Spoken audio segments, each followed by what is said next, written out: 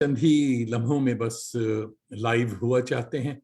हमारे मेहमान भी आ चुके हैं। इस वक्त हमारी घड़ी जो है वो सुबह के 11:30 बजा रही है और आपकी घड़ियों में यानी हिंदुस्तान में गालिबन रात के 9 बजा चाहते हैं।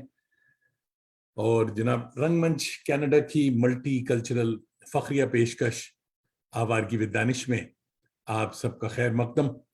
सारी दुनिया में आबाद मेरे करम फरमाओं दोस्तों, अजीजों, शागिर्दों और फैंस को जावेद दानिश का कनेडियन आदाब, मेरी जबीन अकीदत सलाम कहती है। टोरंटो की एक रोशन सुबह है। कोई 24 डिग्री की तमाजत मगर खून की साथ में है क्योंकि ये कनाडा है। मगर जो भी है साहब, ये हमारा जो मौसम सरमा है, समर इज फुल ऑन। और मौसम की मुनासिबत से आज का एपिसोड बहुत ही खुश रंग और पुरबहार होगा। मुस्कुराइए कि घंटा भर के लिए सही आप जावेद दानिश के साथ होंगे।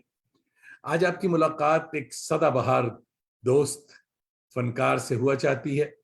आप एनवायरमेंटलिस्ट हैं, साथ ही पॉडकास्टर हैं और माशाल्लाह शायर भी हैं। मगर सबसे बढ़कर आमों के रसिया और सही मानों में मैंगो मैन है।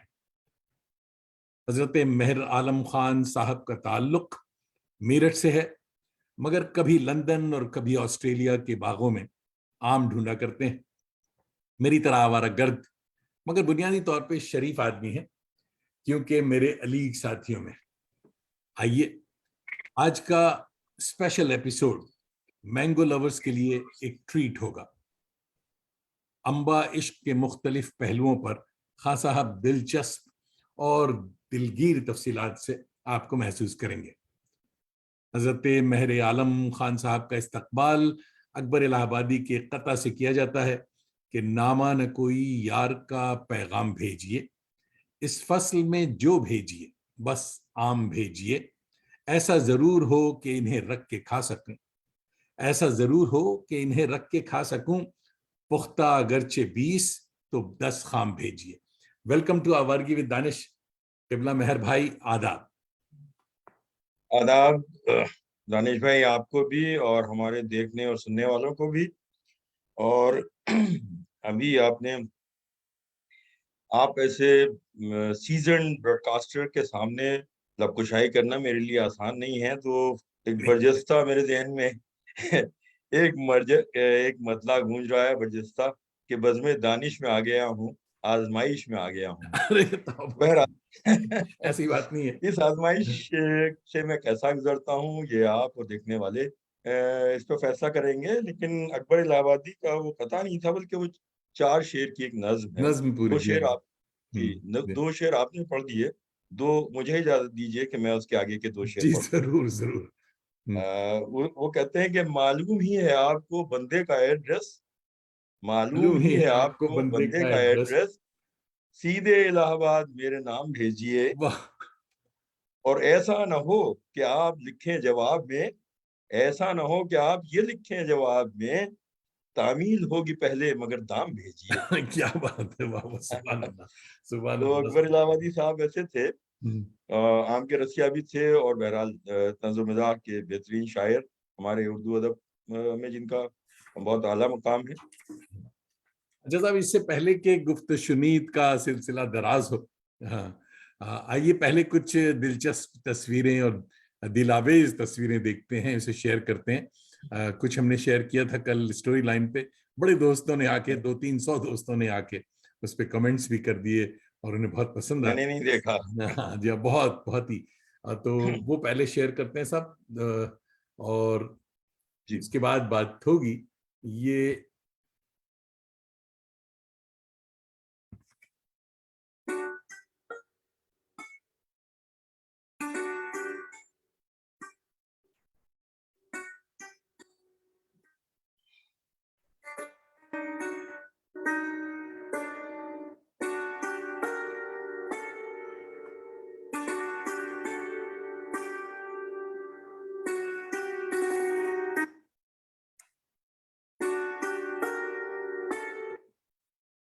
खुश आमदीद। शुक्रिया। ये ओहो! क्या बात है। ये माय साहब, गॉड! ये बम्बई ये नमक ये अलीगढ़ की देखिए बड़ा तस्वीर। एक तो नेगेटिव मैसेज जाता है कि मैंने सिगरेट ज़रूर पी है, लेकिन इस ज़माने में मैं बिल्कुल सिगरेट नहीं पीता था और ना अब पीता हूँ। मैंने 12 अच्छा। साल स्मोकिंग की, हाँ। लेकिन मैं पिछले आप समझिए कि तकरीबन 30 साल से सिगरेट या सिगरेट वालों के पास तक नहीं पटकता। नहीं, ये बात सही तो है, ये मगर अलीगढ़ का के दिन जो है, दौर था। जी, हाँ, जी। अय्याम अलीगढ़ में सिगरेट और चाय के बगैर तो ये हाँ। कुफ्र है साहब, समझे साहब। ये जी हाँ, पुरानी सन 69 की तस्वीर है जब मैं अलीगढ़ गया था और ये इसमें ये 1 साल बाद हमारे औलाद अहमद सिद्दीकी साहब हमारे प्रोवोस्ट होते थे वीएम हॉल के हम्म। और मैं वीएम हॉल के एक नए हॉस्टल जिसको न्यू हॉस्टल उस ज़माने में कहा जाता था और बाद में उसका नाम सर जलाउद्दीन हॉल हो गया वो। नहीं, हमारे वक्त में भी मैं नहीं उस हॉस्टल था वो। जी। जी, जी। बिल्कुल मिंटो सर्कल के बराबर में होता था ये और अभी भी वहीं पे है। तो वहाँ मैं क्रिकेट टीम में वहाँ की हॉल की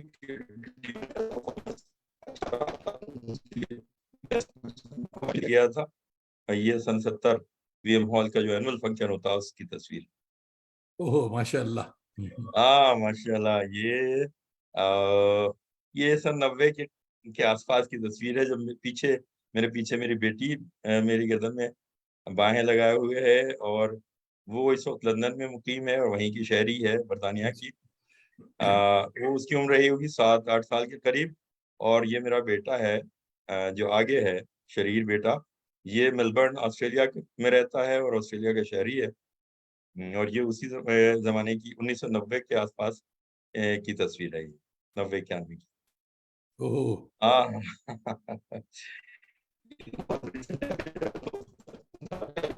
आपकी आपकी कोई आवाज मुशायरा आवाज कुछ गड़बड़ा रही है, जरा सा करीब होकर बैठ जाए। जी, तो ये लंदन 2019 27 जुलाई की तस्वीर है जिसमें हम एक मुशायरे में थे एक ऑडियंस के तौर पे। तो इसमें मेरे साथ आसिफ जिलानी साहब हैं जो नज़र आ रहे हैं। बीच में परवेज़ आलम हैं हमारे अल्जीरियन दोस्त भी और सीनियर ये अलीगढ़ी। दोनों एक्स बीबीसीएन हैं और ये खाकसार है उनके परवेज़ आलम की दाईं तरफ। अच्छी तस्वीर जी हाँ। ओहो, क्या बात है। ये मैंगो डे और अकबर इलाहाबादी का वही दोनों शेर आ गए कि ना मानो कोई यार का पैगाम भेजिए, इस फसल में जो भेजिए, बस बस आम आम भी। भेजिए। ऐसा ज़रूर हो कि उन्हें रख के खा सकूँ और पुख्ता अगरचे 20 तो 10 बस आम आम भेजिए। भी। वाह।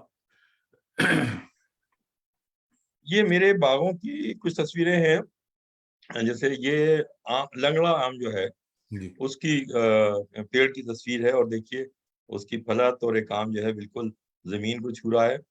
और इस तरह से ये हम एक पार्टी वहाँ पे थी इसी जून में वहाँ पे कुछ दोस्तों को बुलाया गया था और उस पार्टी की तस्वीर। वाह।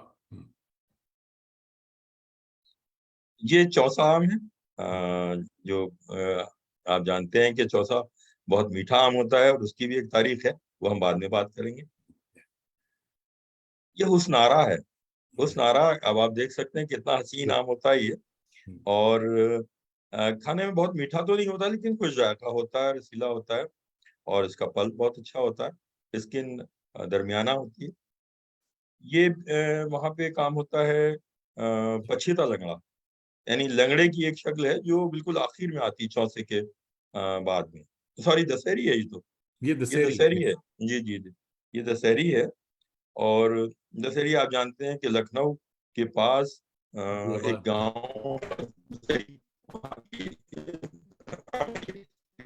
बिहार और इवन पाकिस्तान और बांग्लादेश में भी इसकी काश्त होती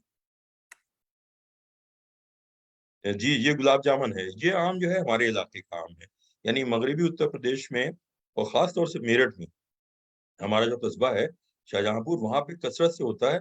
बहुत जूसी, थोड़ा रेशेदार होता है, लेकिन और बहुत फलत होती है इसकी। मार्केट वैल्यू इसकी बहुत ज़बरदस्त इसलिए है कि ये बहुत कसरत से आता है और कसरत से तकरीबन आता हर साल जी, जी। तो है। इसलिए काफ़ी अच्छे दामों पे जाता है। ये एक हमारे बुज़ुर्ग हुए हैं हबीब खान साहब।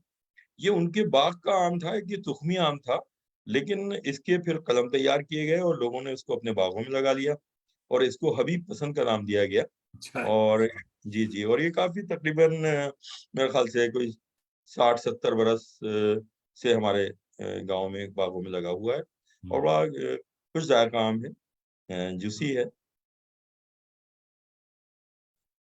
हाँ, ये है पछेता लंगड़ा, जो आखिर में आता है चौसे के बाद में या चौसे के साथ। और ये काफ़ी फलत इसकी अच्छी होती है, तो इसलिए अच्छे आखिर में आता है, इसलिए उसके पैसे भी अच्छे मिलते हैं मार्केट में। अच्छा जी। ये अच्छा, फिर गुलाब गुलाब जामुन जामुन की देख तस्वीर चुके आ हैं। गई। जी। ये सब। हाँ, जी। ये आम जो है वो है साहब इनका हमारे एक यहाँ पे लोकल आम होता है। नहीं, ये आम दूसरा आम है और ये यहीं का मकामी आम है ये, और हम्म। लेकिन बड़ा खुश रंग होता है ये और बहुत जूसी भी होता है। हाँ, वजाहत पसंद इसको कहते हैं। वजह। ये भी एक तुखमी आम था जिसको उन्होंने कलम से तैयार करना शुरू कर दिया और ये इस तरह से मकामी तौर पे मकामी बागों में हमारे यहाँ रहता है।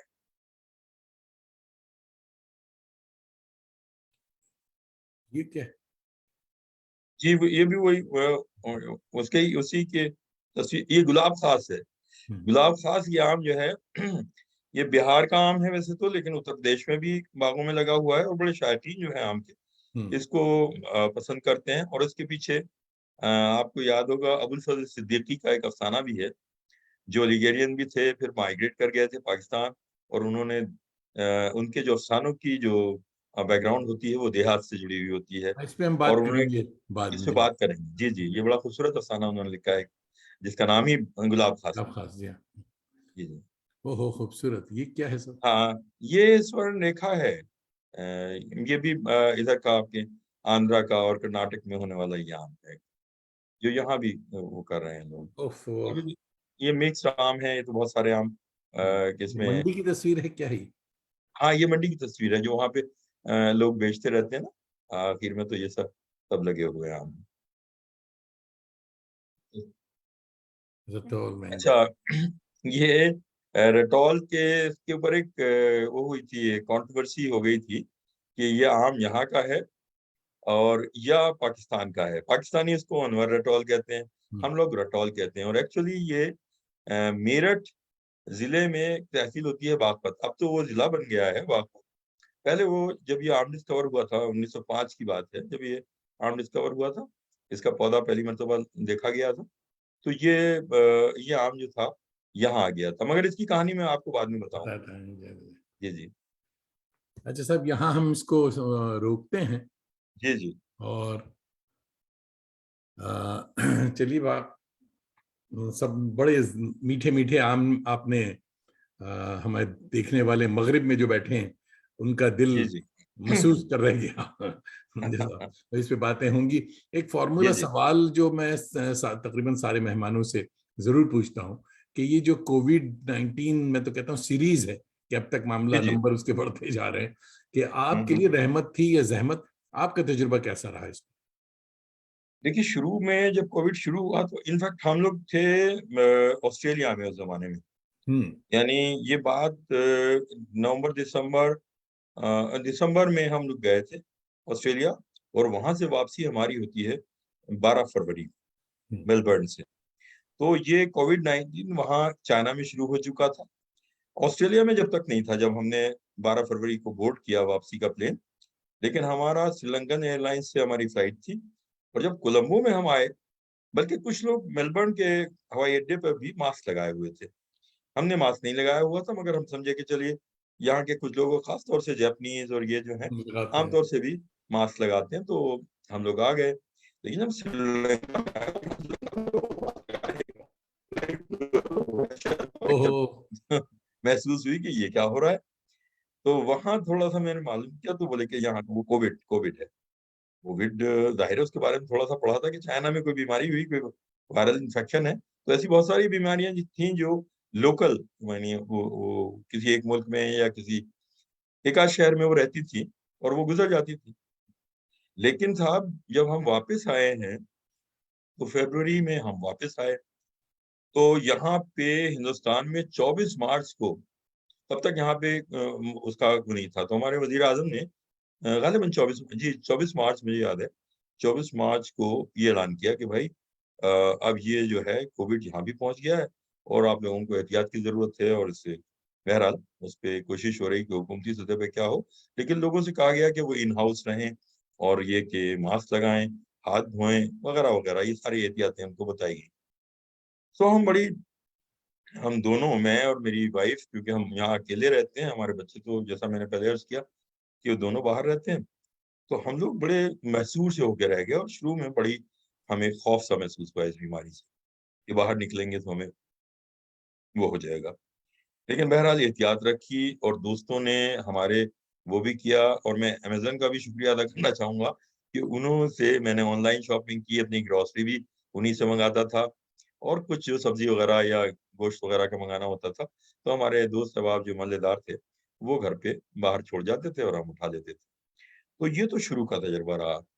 लेकिन फिर यूँ हुआ कि अक्टूबर तक, सितंबर में पता लगा कि नहीं जी, कुछ कंट्रोल हो गया और ये बीमारी जो है यहाँ पे अब कुछ खत्म सी हो रही है, इस पे कंट्रोल हो गया।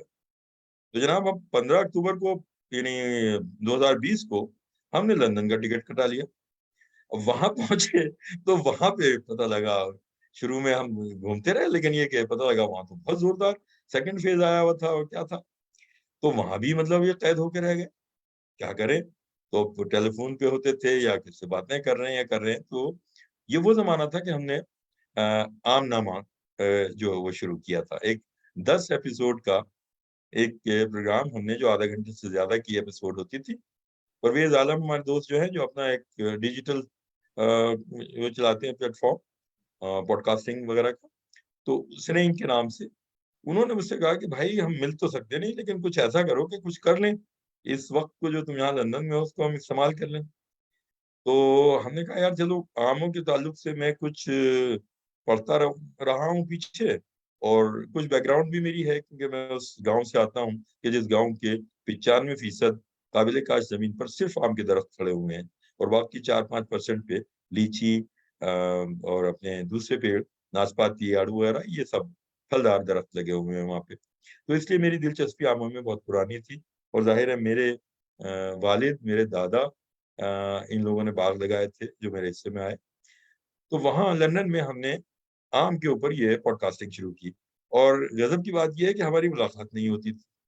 मैं अपना उनसे बात करके हमने एक फॉर्मेट तय किया, परवेज़ को मैं अपना हिस्सा रिकॉर्ड करके भेजता था, और वो उसमें अपना हिस्सा वो कुछ करते थे और फिर प्रोडक्शन करते थे, उसमें कुछ म्यूज़िक डालते थे और दीगर हाँ, मैंने सुना चीज़ या बहुत ही अच्छे-अच्छे थे। हाँ, और उसपे बड़ी मतलब हमें लोगों ने कहा कि यार आम का मौसम भी शुरू नहीं है और तुम आम की बातें कर रहे हो, इसको हाँ, मौसम में शुरू करते, लेकिन बहुत अच्छा प्रोग्राम है। और दुनिया भर से, यानी ऑस्ट्रेलिया से और कनाडा से, कनाडा में भी एक से वो जर्नलिस्ट रहती हैं, उन्होंने बड़ा अच्छा रिस्पॉन्ड दिया कि भाई वाह! आपने तो बड़ा मज़े किए और बड़े दिलचस्प पैराई में इसको भेजा। तो यूँ आमनामा हमने किया और हम वहाँ 5-6 महीने रहे लंदन में। फिर हमारी वापसी यहाँ हो जाती है। अपने वतन आ जाते हैं जब वहाँ पे शुरू 15 मार्च 2021 को हमारी वापसी होती है। तो यहाँ ये था कि इंडिया में अब कोविड नहीं रहा। लेकिन साहब अप्रैल के शुरू से जो मतलब मेरे कई अज़ीज़ दोस्तों का इंतकाल इसमें हुआ, वो बड़ा वैसी सूरत-ए-हाल हुई, जिसने ज़हनी तौर पे काफ़ी मुतासिर किया, और यकीनन वो फ़ेज़ जो था सबके लिए, सबके जो लिए। हमारे बहुत ही ज़्यादा आज़माइश का दौर था। बहरहाल जैसे वक़्त की एक अच्छी बात ये होती है कि वो बुरा वक़्त हो या अच्छा वक़्त हो, बहरहाल गुज़र जाता है, जी, गुज़र गया। जी।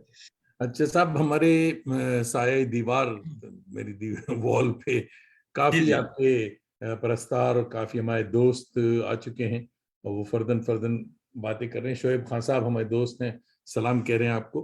और कशफुद्दुजा हमारे रिसर्च स्कॉलर हैं जो कि बाहर से देख रहे हैं, सलाम कह रहे हैं। सोनाली वालेकुम सलाम। तन्हा हमारी बड़ी अच्छी दोस्त हैं, बहुत अच्छी फ़ोटोग्राफ़र हैं, शायरा हैं बहुत अच्छी, और वो फरमा रही हैं कि such a wonderful session, your each session is worth watching sir. यानी आदाब मेरी तरफ से उनको, सर ये आपको अपनी कह रही हैं, ये हमारी दोस्त हैं। और कशफुद्दुजा कह रहे हैं क्या बात है, बहुत अच्छे। और बहुत से दोस्त अभी हम उन्हीं मासूमा रूह वाला हमारे दोस्त हैं जो कि मुंबई से देख रही हैं, आदाब कह रही। वाह, नाज़िया आदाब। इफ्तिखार साहिबा टोरंटो के करीब मिल्टन है, वहां से देख जी, रही जी। हैं। और मोहम्मद उसामा हमारे दोस्त हैं, दुआएं दे रहे हैं कि अल्लाह सलामत रखे। ये नहीं पता कि आपको या आम को किसको सलामत हम रखे। दोनों को दे रहे हैं, उनका शुक्रिया और आमीन। दोनों का शुक्रिया, बहुत बहुत शुक्रिया। सलामत सब लोगों मोहम्मद का उसामा को। बहुत शुक्रिया। शाहिद अख्तर हमारे दोस्त हैं, अलीग हैं, सीनियर, और जी, हमारे इत्तेफाक से बहनोई भी हैं। और शाहिद अख्तर कह रहे हैं कि, ये गुड़गांव से देख रहे हैं, कह रहे हैं वंस वाह! Again congrats on new episode. और तस्लीम आरिफ हमारे नौजवान दोस्त हैं, प्रोफेसर हो गए, और ये कोलकाता के करीब 12 साल के एक कॉलेज के प्रोफेसर हैं, वहां से देख रहे हैं। और मोहम्मद एम खान साहब हमारे दोस्त हैं और आदाब कह रहे हैं। उन सबको हमारा भी आदाब और सलाम अर्ज़ है। सबों को सलाम। और साईं नवाज बमरू साहब हमारे बड़े पुराने दोस्त हैं और जनाब कुवैत से देख रहे हैं, और वाह! आपको कुवैती सलाम कह रहे हैं।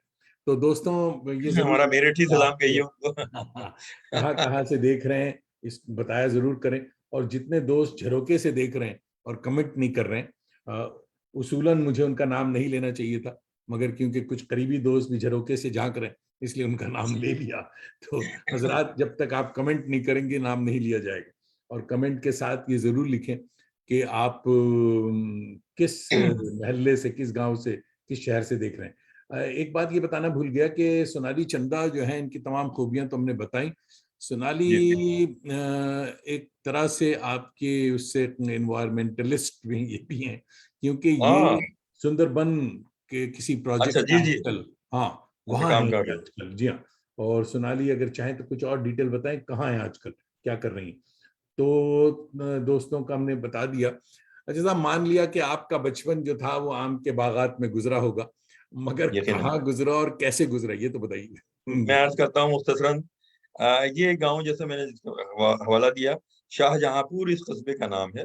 जी हाँ, मशहूर जगह है। और ये मेरठ से गढ़मुक्तेश्वर की तरफ जो सड़क आती है, जिसको हम नेशनल हाईवे 709 ए कहते हैं, उस पे वाक़या है। मेरठ से तकरीबन 30 किलोमीटर, गढ़मुक्तेश्वर से 15 किलोमीटर, उसके दरमियान इस हाईवे पे 709 ए पर वाक़या है।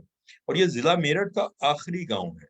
वाह। और मैं उस गाँव का, बल्कि अब वो कस्बा हो गया 2017 से, मैं वहाँ के आखिरी मोहल्ले का आखिरी आदमी। मैं अभी कहने जा रहा था कि इस मोहल्ले के आखिरी शरीफ आदमी आप हैं। हाँ। तो अच्छा। उसमें अच्छा, बचपन में यूँ हुआ कि हमारी जो बुनियादी तालीम हुई, पता लगा कि मस्जिद में, यहाँ की जामा मस्जिद में हमें भेज दिया गया। और हमारे नाना वहाँ बकौल शख्से के वहाँ जो मदरसा था उसमें बैठाए, और काई साहब से जो वहाँ के मौलवी थे, उनको कहा कि इस बच्चे को पढ़ा दीजिए। तो हमने कलाम पाक पढ़ा, 2-1 साल में उसको नाज़रा किया। तो वो हो गया। उसके बाद मौलवी इस्माइल मेठी का वो कायदा जो था, वो शुरू किया मैं पहला। तो ये काम हमने 2 साल के अंदर कर लिया, यानी कलाम मजीद पढ़ा और फिर उसके बाद में वो कायदा पढ़ लिया। अब सवाल ये था कि हम किसी स्कूल में जाएँ, तो हमारे वालिद ने हमारे बहुत एक अजीज़ हैं, मोहम्मद अहमद खान साहब, और उनका जो मुलाज़मत गुज़री ऑल इंडिया रेडियो में गुज़री है। और वो इंजीनियर थे असल में, साउंड इंजीनियर वहाँ पे। तो वहाँ अहमद भाई उस ज़माने में शायद बीए या बीएससी में थे ग़ालिबन, या इंटरमीडिएट में थे। तो उनके पास हमें ये कह के बिठाया गया कि अब इनको आप अंग्रेज़ी और हिंदी पढ़ा दीजिए। उन्होंने तकरीबन 1.5 साल हमें पढ़ाया, और उसमें हमें हिंदी और अंग्रेज़ी और कुछ चीज़ें बुनियादी पढ़ाई, जिसमें ग्रामर भी थी थोड़ी। और हमें सीधे छठी जमात में दाखिल किया गया।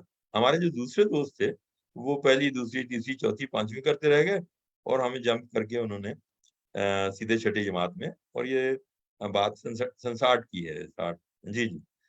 तो हमने यहाँ जो हमारे गाँव से कोई 2-3 किलोमीटर पे 2 किलोमीटर पे एक कस्बा है किठौर, और वो बड़ा कस्बा है। वहाँ का एक स्कूल था, Gandhi memorial junior high school. 8वीं तक वहाँ तालीम हासिल की, 3 साल में। फिर उसके बाद हम एक माचरा, एक ब्लॉक था हमारा, और अभी भी है, वहाँ पे डिग्री कॉलेज भी था। तो हमने वहां से इंटरमीडिएट किया, इंटर कॉलेज किया साइंस के साथ में। ये 1968 की बात है। फिर वहां से हम मेरठ कॉलेज में दाखिल हो गए डिग्री के लिए, बीएससी में। तो 1 साल बीएससी में हमने वहाँ मेरठ कॉलेज में कायम किया। लेकिन हमारी सोबत जो थी, हमारे वालिद क्योंकि बड़े मजहबी किस्म के आदमी थे, उनको जब ये मालूम हुआ कि ये मार्क्सिस्टों के साथ घूम रहा है और ये जो है इस तरह की बुरी सोबत में पड़ गया है, तो वहां से उठा के उन्होंने ये समझते हुए कि हम अलीगढ़ जाके संवर जाएंगे। उनको ये पता नहीं था, मरहूम को ये नहीं मालूम था कि अलीगढ़ जाके हम और बिगड़ेंगे। सो सो हम अलीगढ़ पहुंच गए 1969 की में। वहाँ हमने दाखिला लिया बीएससी में। हम्म।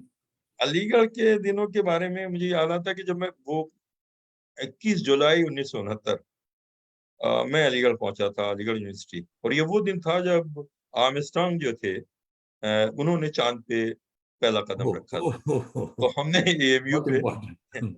जी जी जी वहाँ तालीम हमारी सन 72 में हमने बीएससी ऑनर्स किया जूलॉजी में।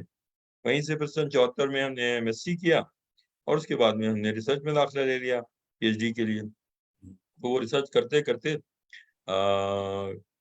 सन 77 में हमने वहाँ ये एक डिप्लोमा इन जर्नलिज्म शुरू हो गया था 77 के सेशन से ही, 76 के। तो 77 में हमने उसमें दाखिला ले लिया और सन 78 में हमने एक पोस्ट ग्रेजुएट डिप्लोमा जर्नलिज्म भी कर लिया।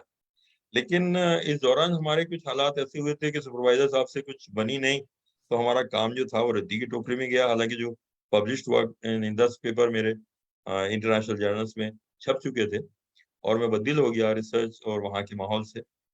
तो मैंने वो रिसर्च छोड़ दिया और फिर जर्नलिज्म में अपना यानी करियर शुरू किया। और ये करियर शुरू हुआ, मैं वहाँ एक हमारे दोस्त हैं तारिक हसन साहब, जो जमाल ख्वाजा वगैरह के उनके भांजे हैं, और प्रतापगढ़ में उनके वालिद भी डॉक्टर थे और यहाँ पे अलीगढ़ में रहते हैं। उन्होंने मुझसे कहा, वो उर्दू नहीं जानते थे।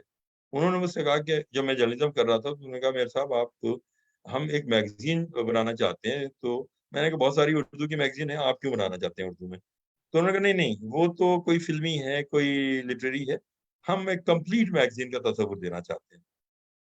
तो मैंने कहा, अच्छा मुझे इजाजत दीजिए, मैं कुछ दिन सोचता हूँ और उसके बाद में कोई डमी या कुछ इस तरह का खाका।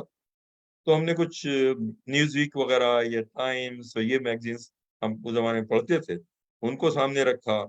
ये अपनी उर्दू की ऑडियंस को ज़हन में रखते हुए उसमें थोड़ा लिटरेचर भी शामिल किया।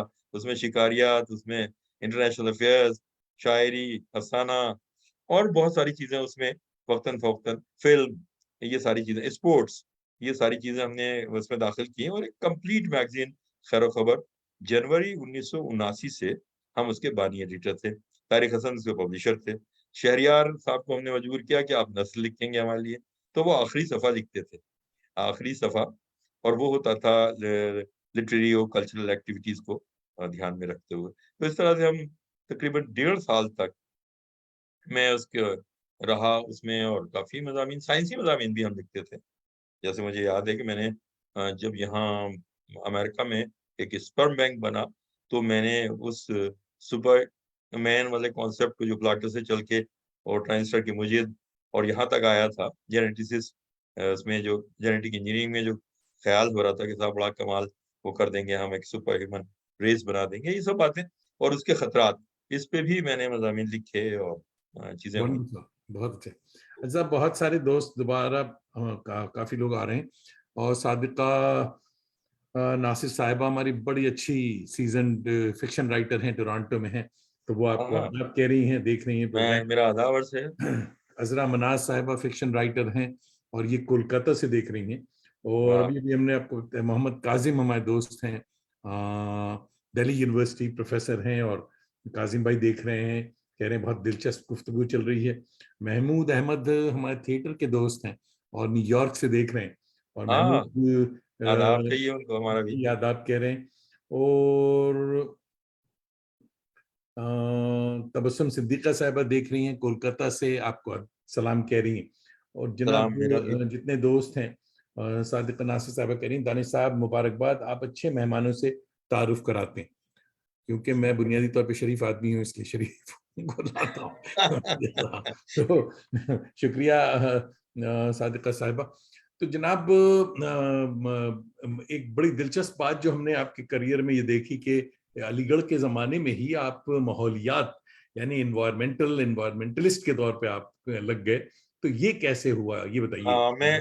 मैं अर्ज करता हूँ, यहाँ पे यूं हुआ कि सन 72 में हमने वो किया था, बीएससी ऑनर्स किया, और फिर हमारा दाखिला जब एमएससी में हमने लिया, तो मेरे एक पुराने दोस्त, जो बचपन के दोस्त थे, जो पहले रामपुर में रजा कॉलेज में पढ़ते थे, और उस साल वो एमएससी में अलीगढ़ में उन्होंने दाखिला लिया। इनका नाम था असद रफी रहमानी, और ये बहुत ही मशहूर एनवायरमेंटलिस्ट, क्या बल्कि वाइल्ड लाइफर हैं।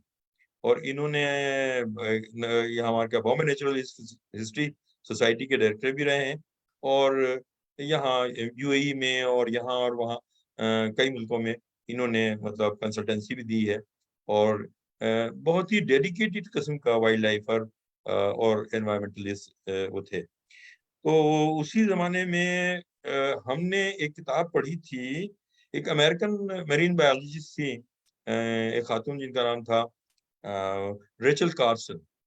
रेचल कार्सन जो थी, ये अम, थी अमेरिकन मेरीन बायोलॉजिस्ट, और उन्होंने एक किताब लिखी, और वो बड़ी, यानी जिसको कहें कि एनवायरमेंटल मूवमेंट की बाइबल की हैसियत थी उसकी। ये पहली किताब थी, और उसका उन्वान था साइलेंट स्प्रिंग। वाह। Silent spring. और उसमें उन्होंने पेस्टिसाइड्स का जो एनवायरमेंटल पोल्यूशन पे असर है, यानी जो बड़ा रीजन है एनवायरमेंटल पोल्यूशन का, उन्होंने कहा कि ये पेस्टिसाइड्स का इस्तेमाल है। और बिलखुसूस उन्होंने उस जमाने में डीडीटी को लेके हमें बताया कि डीडीटी जो है किस तरह से खतरनाक। एनिमल एनिमल्स में, उनके फर्टिलिटी इश्यूज में आ रही है, और इवन ह्यूमंस के भी। और फिर ये कि उसके असरात जो है नस्ल दर नस्ल आ रहे हैं, जो हमारी यानी इसको भी मुतासर कर रहे हैं, और कैंसर प्रोड्यूस कर रही है, और बहुत जेनेटिक डैमेजेस उससे होते हैं। ये बात उन्होंने सन 64-65 में उनकी किताब आई थी, 64 या 65 में, सही है। Silent spring. जी। और वो हमारे हत्थे चढ़ी सन 72 में। तो जब उसको हमने, अच्छा, हमारे एक उस्ताद उस जमाने में आबदी साहब होते थे, जो हमें टॉक्सिकोलॉजी पढ़ाते थे, और वो, मैंने उनसे एक दिन कहा कि सर आप ये जो है डीडीटी और इसके बड़े फायदे बताते हैं, डीडीटी बीएचसी वगैरह के, और इसके बारे में मैंने पढ़ा कि ये तो बड़ी डेडली वो है, पॉइजनस पेस्टिसाइड है, और इसके असरात बहुत मुजिर है। तो उन्होंने, मुझे याद है उनके दो लफ्ज जो उसके एडजेक्टिव के तौर पर इस्तेमाल किए थे, कि DDT is a wonder drug कहते थे। और हम लोग उसको बहुत सालों तक वंडर ड्रग ही समझते रहे। अब तो खैर इस्तेमाल नहीं होती, लेकिन बहुत सालों तक। और अभी भी कुछ ऐसे पेस्टिसाइड्स हमारे मुल्क में या हमारे इलाके में, साउथ ईस्ट एशिया में इस्तेमाल होते हैं, जो वेस्ट में, आपके यहाँ यूएस बैन। में बैन है। जी जी। लेकिन जाहिर है, तो वहां से तहरीक मिली कि साहब, और क्योंकि हमारे आम के बागात थे, और वही जमाना था कि लोगों ने जो हमारे फसल लेते थे, उन्होंने उस पर स्प्रे करना शुरू कर दिया था। उस जमाने में डीडीटी का ही स्प्रे होता था, डीडीटी या बीएचसी का। तो मैंने अपने गांव में आने के बाद में यहाँ पे एक छोटा सा सेमिनार किया, और आप सोचिए कि मैं एमएससी प्रीवियस में था, मैं तो मेरी उम्र 20-21 साल की होगी, 21 साल की। तो यहाँ मैंने एक कॉलेज स्कूल था, उसमें एक सेमिनार किया, उनको बुलाया, जितने बाग वाले थे, और मैंने धुआंधार तकरीर की कि भाई ये तो बड़ा खतरनाक चीज है, और हमारी नस्लों को भी मुतासर कर रहा है, आने वाले बच्चे कमजोर होंगे, उनके जेनेटिक डिसऑर्डर्स होंगे, ये सारी बातें। लेकिन वो कहते हैं ना, घर की मुर्गी दाल बराबर, वो दाल बराबर भी नहीं समझा उन लोगों ने, और मेरी बातों को कोई असर नहीं लिया। तो यूं हमारा एनवायरनमेंट का सिलसिला शुरू हुआ। फिर हमने वहां पे एक नेचर कंजर्वेशन सोसाइटी की दागबेल डाली, जिसके बानी प्रेसिडेंट होते थे हमारे एक उस्ताद, मरहूम हैं अब्बास मूसवी साहब। वो अब्बास मूसवी जो हमारे टीचर भी थे जूलॉजी में, और इवोल्यूशन पढ़ाते थे हमें उस जमाने में। और असद रफी रहमानी इसके बानी सेक्रेटरी थे, और खाकसार उसका बानी वाइस प्रेसिडेंट। जो नेचर कंजर्वेशन सोसाइटी मूसवी साहब की कोशिशों से बाद में एमएससी में एक डिसिप्लिन बना वाइल्ड लाइफ का, एक स्पेशलाइजेशन, 1 साल का कोर्स, और फिर उसके बाद में फुल फ्लेज डिपार्टमेंट हो गया। और अब भी वो डिपार्टमेंट बहुत शान से काम कर रहा है, और पूरी एमएससी देता है वाइल्ड लाइफ में, और रिसर्च भी वहाँ पे हो रही है। तो ये किस्सा था हमारे वाइल्ड लाइफ और एनवायरमेंट के पीछे। हाँ, जसलीन कपानी हमारी बड़ी अच्छी दोस्त हैं, और जो कि दिल्ली से जी। इंटीरियर डेकोरेटर भी हैं, एक्टिविस्ट भी हैं, जो जसलीन देख रही हैं दिल्ली से। अच्छा साहब, अभी बात आपने जोलॉजी की कि अलीगढ़ के ज़माने में जोलॉजी डिपार्टमेंट में मेरा जाना होता था। सिर्फ वो आसिफ आसिफ नकवी को नकवी मेरे जूनियर थे। आसिफ नकवी को आसिफ पकड़ने नकवी के जी, लिए। 2 साल। हाँ, जी, जी, आसिफ तो बंडी, आसिफ आसिफ नकवी, को, वो हाँ देख रहे होंगे इस वक़्त ये हाँ, प्रोग्राम, उन्होंने कहा कि आसिफ, मुझे मैसेज हाँ आया था। हाँ, तो आसिफ आसिफ बहुत नकवी अच्छे को दोस्त। बुलाने के लिए वहां जाता था मैं। तो जी, आसिफ जी। बड़ा इंटरेस्टिंग था बहुत। तो फिर सोचा कि भाई ये अंदर जाके भी जोलॉजी से भी मुझे भी दिलचस्पी है, मालूम करूंगा मैं, क्योंकि इंग्लिश लिटरेचर में था। मगर हुँ, हुँ। इंग्लिश लिटरेचर और जोलॉजी से ज्यादा जो इम्पोर्टेंट बात थी वो ड्रामे की थी। तो हम लोग जी, जी। प्रैक्टिस के लिए, मैंने कहा यार फिर कभी, अभी चलो रिहर्सल का मैं वक्त। ड्रामा क्लब अक्सर जाता था, हाँ हाँ, और अनीस थे हमारे दोस्त, वो उसके सेक्रेटरी थे, फिर बाद में परवेज। उससे पहले हमारे ये आमिर अब्बास, हमारा एक दोस्त था, हाँ। वो भी उसके सेक्रेटरी थे। तो इन मगर लोगों हम से मैं, लोग बागियों में थे, क्योंकि लड़कियों को अलाउ नहीं किया जाता था कैनेडियन, जी, क्या है, ऑडिटोरियम पे, कैनेडी ऑडिटोरियम पे। Kennedy house. वो आसिफ ने एक रास्ता निकाला था कि साहब वो स्कूल, एक आवर लेडी फातिमा स्कूल, वहां हम जी, लोग लड़कियों के साथ ड्रामा वहां अलाउ था, क्योंकि तो वहां करते थे। हाँ, जी, आवर तो लेडी ऑफ फातिमा। जी, आवर जी। लेडी ऑफ फातिमा, जी हाँ। तो जनाब, बात जोलॉजी से हो रही थी। जोलॉजी से के डिपार्टमेंट से आप हकीमी यानी यूनानी तिब की तरफ कैसे चले गए? हाँ, देखिए क्या हुआ, मैं सन 80 में, जुलाई 80 तक तो मैं खैर खबर को देखता रहा, उसकी इजारत करता रहा। फिर जरा सा कुछ बेहतर मुलाजमत के लिए, क्योंकि उसमें दोस्तों का वो था, तारिक साहब बेचारे उसको फाइनेंस कर रहे थे। अब उनसे कोई बाकायदा तनख्वाह उनखा न मैं कह सकता था, लेकिन वो मुझे थोड़ा खर्चा वर्चा बेचारे डाल दिया करते थे जेब में, जो भी 200-400 रुपये डाल देते थे, और न मैंने उनसे कभी मांगे, ना ऐसे कोई बाकायदा हमारी तनख्वाह तय थी। तो अब ये दोस्ताने में ये मैगजीन चल रहा था, और अच्छा खासा यानी एस्टैब्लिश हो गया था। यहाँ तक कि हमारा इशू जो है पार्लियामेंट में भी कोट किया गया था। अलीगढ़ के गिरते हुए मेयारात के ऊपर एक हमने कवर स्टोरी की थी, जो एजुकेशनल स्टैंडर्ड्स गिर रहे थे उस जमाने में। उसके बैकग्राउंड और बहुत सारी चीजें ऐसी थी। इस तरह यानी कश्मीर में, पाकिस्तान में, इवन आपके यूके से एक साहब हमें लिख रहे थे, उनका पेज होता था, चौहान साहब थे, वो यूके बेस्ड थे, बर्मिंघम से, वो अपना कॉलम भेजते थे। आपको याद होंगे एक जैदी साहब अपने मस्कत में हुआ करते थे, हुमायूं जफर जैदी, इंग्लिश डिपार्टमेंट। जी, जी, जी। तो वो तो हमारे दोस्त क्या थे, बल्कि उनकी बेगम हमारी दोस्त थी। वो हिंदी में एमए कर रही थी, हम ज़ूलॉजी में वो कर रहे थे, तो हमारी दोस्ती थी। इस तरह इंग्लिश डिपार्टमेंट की भी कुछ ख़वातीन हमारी दोस्त थी, जो आजकल अमेरिका में हैं। वो तरन्नुम किदवाई और कहकशां किदवाई, लेकिन अब वो एक कहकशां अंसारी हैं और तरन्नुम सिद्दीकी हैं। तो ये यूएस में हैं। तो हमारा इंग्लिश डिपार्टमेंट की काफ़ी लोगों से रब्त रहता था। आर्ट्स फैकल्टी में, उर्दू डिपार्टमेंट, इंग्लिश डिपार्टमेंट, तो काफ़ी वो था। तो ये सिलसिला यूँ हुआ कि फिर मैं जब सन 80 में इधर आ गया, तो दिल्ली जैसी जगह में 500 रुपए हम जेब में डाल के लाए थे, और उस ज़माने में मैंने सिगरेट पीना शुरू कर दिया था। जर्नलिज़्म जैसे ही किया, तो हर जर्नलिस्ट को क्योंकि सिगरेट पीनी चाहिए, तो हमने भी शुरू कर दी थी। तो साहब 500 रुपए जो थे, वो समझिए कि 10-15 दिन में हवा हो गए, मैं सिगरेट पी गया उनकी। और आज़ाद हिंद होटल है यहाँ पे जामा मस्जिद में, दिल्ली 6 में, आज़ाद हिंद होटल, बड़ा तारीखी होटल, जहाँ पे अफ़ज़ल पेशावरी साहब उसके मालिक थे। उनका बेटा अकरम हमारा दोस्त होता था, यहाँ से अलीग था। तो उसने कहा कि तुम लोग आ जाओ हमारे होटल में ठहर जाना। अब होटल में एक कमरा मुझे और अनीस, आपके ड्रामे वाले अनीस अहमद खां को दे दिया गया। हम दोनों फ्रीलांसिंग कर रहे थे। तो उसमें ये होता था, एक लिहाफ होता था, और जो आदमी पहले आ गया वो उस पर काबिज हो जाता था, और दूसरा उसको खींचता रहता था। रात भर ही एक्सरसाइज रहती थी। अनीस उनके अकरम के यहाँ उनकी वालिदा हमें नाश्ता कराती थी, और रात का खाना अगर हम चुपके से भी लेट जाएँ तो वो उठा के हमें 10-11 बजे ताज़ा खाना बना के देती थी। तो ये उनकी मोहब्बतें वो हैं, और हम तकरीबन 6 महीने वहाँ पे रहे। इस दौरान मैंने कौमी आवाज़ में 1 आध महीना नौकरी की। ऑल इंडिया रेडियो में गया, तो वहाँ एक इराक़ी मौलवी साहब एक पैक्स होते थे। वो बैठे हुए थे, मैं पीआईबी में ट्रांसलेशंस करता था उस ज़माने में। तो मैंने उनसे कहा कि साहब यहाँ कुछ ट्रांसलेशन के जॉब हैं। तो उन्होंने कहा वो नजमा रिज़वी साहिबा देखती हैं, वो छुट्टी पे हैं 1 आध हफ्ते की। आपकी आवाज़ जो है ब्रॉडकास्टिंग के लिए अच्छी है, तो आप अनाउंसर के लिए हमारे यहाँ वो ऑडिशन हो रहा है, वो अपनी दरख्वास्त दे जी। दीजिए। मुझे बड़ा बुरा लगा कि यार मैं एडिटर आदमी और ये आदमी मुझसे गलेबाजी कराना चाहते हैं।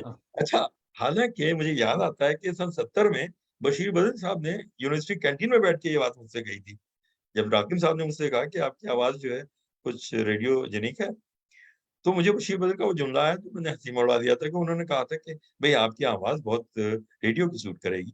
हालाँकि उस ज़माने में रेडियो वगैरह का कॉन्सेप्ट मेरे ज़हन में नहीं था कि मैं रेडियो मेरा करियर बनेगा।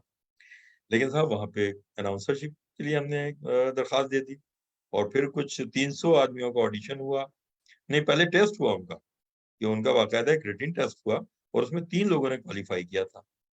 एक मैं, एक परवेज़ आलम और तीसरे थे एक जावेद, जावेद आलम उनका नाम था। उनका इंतकाल हो गया बेचारे, वो बीच में सऊदी अरब चले गए थे, लेकिन कैजुअल अनाउंसर के तौर पे हम 3 का सिलेक्शन हुआ था और हम उर्दू सर्विस में फिर ये ऑल इंडिया रेडियो की उर्दू सर्विस ये जी, सब करने लगे। अच्छा, हमारी दोस्त संतोष बकाया साहिबा बहुत अच्छी बड़ी शायरा हैं और हुँ, ये जयपुर से देख रही हैं और इनको एक किताब मैंने भेजा था 1 महीने पहले, तो अच्छा। कुरियर वालों ने उसे खो दिया था और बहुत 10-20 इंटरव्यू ये टेलीफोन्स के बाद आज सुबह-सुबह संतोष बकाया साहिबा ने ये खुशखबरी सुनाई कि वो हुँ, किताब हुँ। उनको मिल गई। तो अच्छा चलिए, बहुत मुबारक, आदाब कह रही हैं, आपको मुबारक हो आदाब। संतोष बकाया। मोहम्मद फिरोज साहब देख रहे हैं कोलकाता से और इन्होंने 48 फियर्स लेन तक लिख दिया, जो कि हमारे आबाई मकान के पड़ोसी हुआ करते थे। मेरे ख्याल में इनके इनके घर वाले कहेंगे ये तो इनकी उम्र बहुत छोटी लगती है, मगर फिरोज मियाँ आप 48 फियर्स लेन भी लिख दिया आपने, ये खतरे की बात है, इससे कोई आपके घर पे भी पहुंच जाएगा। हमने सिर्फ महल्ला मजाकन कहा था और शहर कहा था, मगर चलिए आपकी मोहब्बत है। परवेज आलम, परवेज मलिकजादा हमारे जिगरी दोस्त हाँ, राम नोएडा मंदिर में है। साहब के, हाँ बेटे वो भी लखनऊ से देख रहे हैं, बल्कि झरोके में हैं अच्छा, और जी, जी। अभी तक उन्होंने कुछ फरमाया नहीं। और गजाला हैदर साहिबा भी देख रही हैं कोलकाता से और आदाब कह रही हैं, तो काफी आदाब है। जी, जी। माशाल्लाह। हमारे बिट्टू सिंह भी हमारे थिएटर के दोस्त हैं जो कि न्यूयॉर्क से देख रहे हैं और बिट्टू अरे सिंह वाह! क्या, हाँ, तो काफी लोग वाह! हैं। अच्छा साहब, आप पॉडकास्ट इंटरनेशनल पॉडकास्टर के तौर पे भी आप मारूफ हैं और इल्म शायरी और आम नामा, ये दो जी, जी। बहुत ही इसकी शोहरत हुई है, बड़ा ये है। तो ये इल्म उरूज पर कैसे आपने वो कर लिया? देखिए ये बात तकरीबन सन 74-75 की है। मेरे एक दोस्त जो थे, जो एमएससी हमारे साथ किया था, मुश्ताक उनका नाम था, मुश्ताक अहमद। तो वो वहाँ उर्दू तरक्की बोर्ड होता था उस ज़माने में, हम्म। तरक्की उर्दू बोर्ड, हम्म। टीयूबी। तो उसके डायरेक्टर उस ज़माने में वो ये थे हमारे फारूकी साहब, इलाहाबाद वाले। ये मशहूर क्रिटिक और राइटर, शायर सब कुछ। तो वो उस ज़माने में उसके डायरेक्टर होते थे। तो मैं अक्सर उनके यहाँ जाया करता था, इनके ऑफ़िस चला जाता था, जब दिल्ली जाता था तो मुश्ताक के साथ मिलने उनके पास जाया करता था। तो वहाँ पे एक शायर भी थे और कुछ वो अरूज़ को जानते थे। मैंने लफ़्ज़ अरूज़ उन्हीं से सुना और उन्होंने बताया कि मुझे कि ये शेर की मतलब हम जिसको कहते हैं ना हम ज़बरदस्ती की जो तुकबंदी हम भी किया करते थे, लेकिन पता लगा वो शेर नहीं होता था। तो हम्म। हमें उसमें दिलचस्पी शुरू हो गई कि यार ये अगर आर्ट ऑफ पोएट्री क्या है? कैसे एक जो है जुमला या कैसे एक मिसरा कैसे बनता है और शेर कैसे बनता है? इसमें हमारी दिलचस्पी शुरू हो गई। तो एक रिसाला वहाँ से उन्होंने शाये किया था। उसमें 3-4 मज़ामीन थे, जिसमें फारूकी साहब का मज़मून था, वो साहब जिनका मैंने नाम ज़हन में नहीं आ रहा, उनका भी मज़मून था। तो वहाँ से हमारी दिलचस्पी शुरू हुई। उसके बाद में हमने और कुछ पढ़ना शुरू किया और हमें कुछ मीटर यानी कुछ बहरों के बारे में मालूम हुआ। ये मालूम हुआ कि 19 बहरें होती हैं। तो 19 बहरें होती तो बड़ा खतरनाक काम था कि कौन याद रखेगा।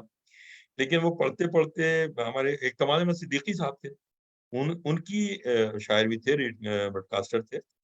तो मैंने उनकी किताब भी पढ़ी। फिर बाद में नज्मुल गनी को भी देखा, जो हम्म। मतलब जिनकी किताब बहुत अहम है उसके ऊपर।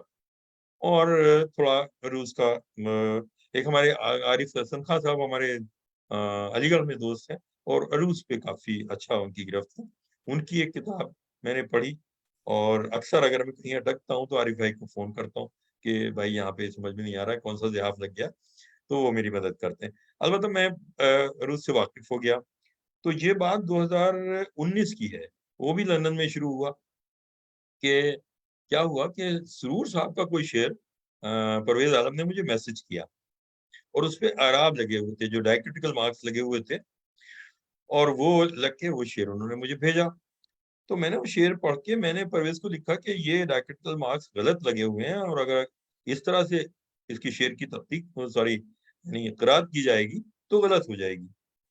परवेज़ बोले कि भाई अपने सही मार्क्स लगाओ, मेरे गलत मार्क्स के साथ में इसको पढ़ के बताओ, जैसे मैंने लिखा वैसे पढ़ के बताओ, और जैसे आप कह रहे हैं वैसे पढ़ के बताओ। तो मैंने तामील की उनके हुक्म की, और वैसे मैंने रिकॉर्ड करके उनको व्हाट्सएप मैसेज भेज दिया। तो परवेज़ का जवाब आया, "अरे! तुम सही हो, मगर ये तो मैंने वहाँ से लिया था।" एक उर्दू की बहुत मोतबर वेबसाइट है, लेकिन मैं उसका नाम नहीं लेना चाहता, कि वहाँ वहाँ पे इस तरह से लिखा। मैंने कहा, "यार, वहाँ भी हमारे ऐसे इंसानी काम करते हैं, और वो भी गलती कर सकते हैं।" हम्म। तो यूँ ये शुरुआत हुई। तो उसने कहा कि अच्छा ऐसा करते हैं यार, तुम हमारे लिए एक आध टॉक कर दो इसके ऊपर। तो हमने कहा चलो एक 10-15 मिनट की एक टॉक होगी, उतनी तो हम घसीट देंगे और रिकॉर्ड करके इनको दे देंगे। तो फिर जब हमने पहला उसको वो लिख के भेजा अपना एक टॉक का वो, मैंने कहा देख लो इसमें तुम्हें कितना ड्यूरेशन की चाहिए, तो परवेज़ साहब ने कहा कि भई ऐसा करते हैं कि यार इसमें एक सीरीज़ करते हैं। ये मौज़ू जो है ऐसा है ज़रा फैला हुआ, तो हम्म। इसमें ज़रा ज़्यादा हमें करना पड़ेगा। हम्म। अब मैं समझा कि शायद 3-4 टॉक्स में काम चल जाएगा, तो उन्होंने उसका फॉर्मेट बदल दिया। उन्होंने कहा नहीं, टॉक्स नहीं, टॉक तो बड़ी ड्राइव होती है और उसको कोई भी स्विच ऑफ कर देगा, और ये ऐसा खुश्क मौज़ू है, इस पे बातचीत करते हैं। जैसे हम और आप बात कर रहे हैं, तो उन्होंने उस फॉर्मेट पे एक मुझे इंटरव्यू करना शुरू कर दिया, और आप जानते हैं परवेज़ तो कितना ड्रामा है वो खुद, और माशाल्लाह बहुत अच्छे कैलिबर के ब्रॉडकास्टर हैं, और बड़ा उम्दा सेंस है उनका तलफ़्फ़ुज़ के हवाले से भी, और मुझे कई चीज़ें मैंने उनसे सीखी हैं ब्रॉडकास्टिंग के लिए। तो वो सब बातें उन्होंने कही कि भई हम ऐसे करते हैं, बेतकल्लुफ़ दोस्तों की सी गुफ्तगू करते हैं, जिसमें अलीगढ़ भी होगा, जिसमें बशीर बद्र भी होंगे, जिसमें शहरयार भी होंगे, जिसमें यूँ भी और फलाँ भी। तो हम लोग बातें करते-करते वो 19 बहरों पे हमने 20 प्रोग्राम किए, ओहो। आधे घंटे से ज़्यादा के एपिसोड। और ओहो। वो एक पॉडकास्टिंग में एक रिकॉर्ड है कि इतनी लंबी अरूज़ पे कोई सीरीज़ अभी कोई तक तो है सीरीज। नहीं। हाँ, वेरी हाँ, हाँ। वो longest and first ever Urdu में अरूज़ पे इतनी लंबी सीरीज़ इसमें नहीं है, डिजिटल मीडियम में। नहीं, इसे तो आपको किताबी शक्ल में लाना चाहिए, क्योंकि किताब जी, भी जी, ये बात हुई थी, और वो परवेज़ मुझसे मज़ाक कर रहे थे, लेकिन अ, हैं वो नोट्स मेरे पास रखे हैं, और कुछ चीज़ें और डेवलप हो गई और चीज़ें हो गई। तो देखिए अगर ज़िंदगी वफ़ा करती है तो किताबी शक्ल में भी आएगा। और ऐसे ही आमनामे के ताल्लुक से भी हमारी बात हुई है, कि आम के ऊपर जो हमने सीरीज़ की है, वो भी अपने तौर की मुनफ़रिद है, बहुत ही कि मुनफरिद उसमें चीज है। हाँ, आम का म्यूज़िक भी है, आम की शायरी भी है, आम की तारीख़ भी है, आम की डिप्लोमेसी भी है, और आम के ऊपर बहुत सारी बातें हैं। उसकी बात अब हम आ रहे हैं उसके ऊपर, मगर इससे पहले जी, ये जी। बता दें कि परवेज मलिकज़ादा साहब जी। बहुत मुतासिर हैं आपकी आवाज़ से। वो कह रहे हैं बशीर बद्र साहब ने ठीक कहा था कि आवाज़ बहुत अच्छी है मोहतरम की। तो इसलिए हाँ, हाँ। परवेज मलिकज़ादा भी प्रोग्राम परवेज़ मलिक करते ज़ादा हैं। को मैं क़तई कलाम की माफ़ी चाहता हूँ। मैं उनके वालिद से वाकिफ़ था, और उनको बुलंदशहर में हमारे एक दोस्त थे सलीम साहब, उनके यहाँ मलिक ज़ादा साहब तशरीफ़ लाते थे और ठहरते थे। तो मुझे कई बार इत्तेफ़ाक हुआ कि उनके साथ में बहुत बातें की हैं और उनके साथ क़याम किया। तो और ज़ाहिर परवेज है वो इंटरनेशनल। मलिकज़ादा भी हमारे जिगरी दोस्त हैं, और जी, जी। माशाल्लाह इनके अब्बा एक जन्नत और भाई हैं, भी बड़े दोस्त हैं। हाँ, या जावेद भी हैं जी। हाँ, जावेद हाँ, भी हैं वो, जावेद नोएडा में हैं मलिक। ग़ालिबन। जी, जी। साइमा बानो बानो साइमा बुखारी साहिबा देख रही हैं सरहद पार से, तो हाँ, अभी तक उन्होंने पर्दा हटाया नहीं है, खिड़की पे हैं।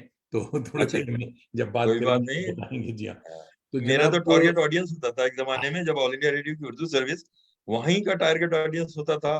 सारे कराची, सिंध और ये सब लोग वहाँ हमारी उर्दू सर्विस सुनते थे, हम्म। और मेरा बहुत पुराना ताल्लुक है वहाँ की ऑडियंस से। तो साहब आम, अम्बा, मैंगो, इसकी तारीख ज़माने कदीम से मिलती है, तो कहाँ शुरुआत होती है इसकी, ये बताइए। देखिए साहब, इसकी शुरुआत इसका तो परमानेंट और असल वतन हिंदुस्तान है, हम्म। और इसका ये समझिए कि ये चंद हज़ार साल पहले की बात नहीं है, बल्कि लाखों साल पहले की बात बता रहा हूँ मैं ओहो। आपको। हम्म।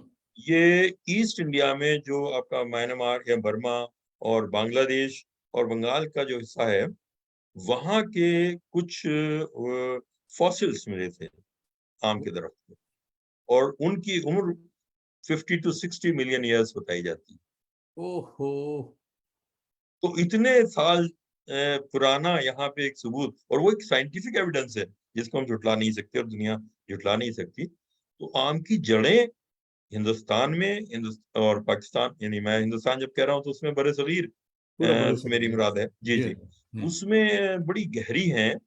और न सिर्फ ये कि उसकी तारीख, बल्कि वो हमारी मुश्तरका तहजीब का, चाहे वो हिंदू तहजीब हो, चाहे वो जैन तहजीब हो, या बुद्धिज्म की रिवायत हो, या मुसलमानों का, या हमारी तारीख है, उसमें आम इतना ज्यादा, यानी एक इतना जबरदस्त वो है कि वो हमारी तहजीबी अक्कासी करता है। एक ऐसा सिंबल के तौर पे हम उसको देखते हैं। आप बता रहे थे, काश, शायद हमने पढ़ा कहीं किताब, गौतम बुद्ध साहब जी जी जी जी, बहुत। बैठने से देखिए, पहले मैं एक आध यूं आम आता खा हूँ इस लेते पे, थे, फिर बैठते थे। उसके नहीं, वो यूं था कि वो अपने मंक्स के साथ में, जो उनके साथी होते थे मंक्स, तो उनके साथ में आम के बाग में और उसके पुष्पपूर्ण माहौल में ध्यान किया करते थे, मेडिटेशन करते थे, ये गौतम बुद्ध के ताल्लुक से। और वो उनकी कोई वो थी, जो उनकी भक्त समझिए, वो कोई आम्रपाली थी, जिन्होंने अपना बाग जो था वो एक उनको नीतो फतन भी वो बाग दे दिया था। ये वाह। किस्सा उनके बारे में। ऐसी जैन, और ये देखिए वहां पे अमन का यानी एक मेटाफर माना जाता है बुद्धिज्म में, हम का, शांति का, और इल्म का, ये आम को वहां पे दर्जा हासिल वाह। है। वाह। इस तरह आपकी जैन रिवायत है, तो वहां पे फर्टिलिटी का एक मेटाफर माना जाता है, और ये कि वेल्थ का, दौलत का, अंबिका, उसके वहां देवी है, अंबिका देवी जो है, उसके हाथों में आम के गुच्छे नजर आते हैं, जो उनकी तस्वीरें आती हैं। ब्यूटीफुल, तो ये ब्यूटीफुल। जैन रिवायत भी बड़ी मजबूत है आम के ताल्लुक से। और इस तरह आप हिंदू अशोका मजहब, या के दौर में भी। मैं अशोका की बात करूंगा, लेकिन जो हमारा हिंदू मत है, जिसको सनातन धर्म कहते हैं, वहां भी आपने देखा होगा कि बंदरवार जो लगती है, शुभ मौकों पर सदर दरवाजे पर आम के पत्तों के हार लगाए जाते हैं, और हाँ। यहाँ तक कि हवन में आम की लकड़ी जलाई जाती है। और हम्म। आम का जिक्र जो है जनाब, वेदों में भी है और उपनिषद में भी है। वाह। उसको सहकरा या सहकारा के नाम से वेदों में है, उपनिषद में इसकी मुमानियत की गई है कि आम का दरख्त को काटा ना जाए। ओहो। तो ये जी जी, बहुत सख्त मुमानियत आती है उसमें। अब आप बात उसका आपने निकाली थी कि अशोका के दौर में, खुद सम्राट अशोक ने ये आपकी सड़कों के अतराफ जो शाहराहें थी, उनके अतराफ बरगद के पेड़ लगवाए थे, ताकि लोग और जानवर उनके साए में बैठ सकें। और उन्हीं के साथ साथ उन्होंने छोटे छोटे बगीचे भी लगाए थे आम के, ताकि उनको भूख लगे और यहाँ पे फल खा सके। क्या तो बात ये है। अशोक की भी रवायत। वाह वाह वाह। तो यानी आम हिंदुस्तान से बाहर भेजा गया। हाँ, देखिए, मैं बताता हूँ कि आप हिंदुस्तान का जो ये एग्जिस्टेंस है, अलेक्जेंडर द ग्रेट के जमाने में भी जो फौजी आए थे, उन्होंने 327 BC गालिबन, वहाँ उनके फौजियों ने आम के दरख्त यहाँ पे देखे थे। और उसके बाद, बल्कि ये समझिए कि तकरीबन 5,000 साल से हिंदुस्तान में आम की काश्त हो रही है, इसके बाकायदा सबूत मिलते मौजूद। हैं।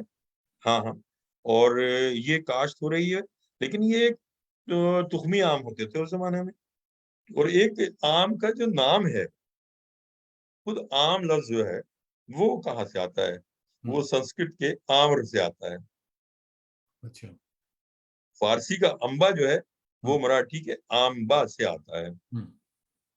आप कहेंगे मैंगो, मैंगो की जो ओरिजिन है, वो साउथ इंडियन लैंग्वेजेस है। उसमें मांगा ये लफ्ज आता है।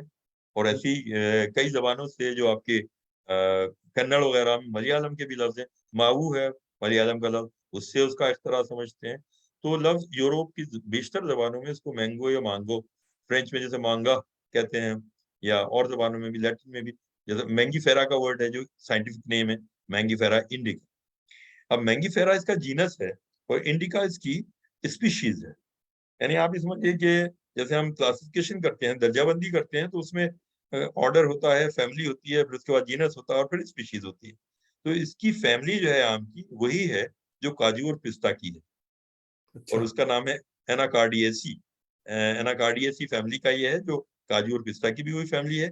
लेकिन आम का मैंगीफेरा इंडिका जो है, इसकी स्पीशीज है, इसकी और भी कोई 41 स्पीशीज पूरी दुनिया में पाई जाती हैं जो नोन है, और उसमें से सिर्फ मैंगीफेरा इंडिका ऐसी है जो दुनिया भर में जिसकी सबसे ज्यादा काश्त की जाती है। बाकी जो है वो लोकल वैरायटीज हैं, जो कुछ थाईलैंड में हैं, कुछ इधर हैं, जो उनकी काश्त हो रही है, लेकिन वो कोई इंटरनेशनल मार्केट में नहीं है। ये जितना इंटरनेशनल मार्केट में आपको नजर आता है, उनमें अक्सरियत 90% जो है वो मैंगीफेरा इंडिका है। मगर ऐसा क्यों है साहब कि हम भी बैठे हुए हैं यहाँ और सारी दुनिया से आम यहाँ आता है। जी, मगर मैक्सिको से आता जो है। बात इंडियन मैंगो या पाकिस्तानी जो हाँ, मैंगो, वो सब कॉन्टिनेंट का जो सब मैंगो है। कॉन्टिनेंट का जो आम है, इसके अलावा दुनिया के कहीं किसी आम में भी वैसे खूबसूरत फल है, मीठा भी है बहुत, मगर जो मजा और जो खुशबू है वो सिर्फ बरसगीर के आमों में। ऐसा क्यों? देखिए, ये इसलिए भी कि आम की ओरिजिन यहाँ पे हुई है। यहाँ की आबो हवा, यहाँ की जमीन, यहाँ का पानी आम के लिए सूट करता है। हालांकि काश्त तो पूरे हर जगह हो रही है तकरीबन, जितने हॉट और ह्यूमिड क्लाइमेट के ममालिक हैं, हर हम्म। जगह आम पैदा हो रहा है।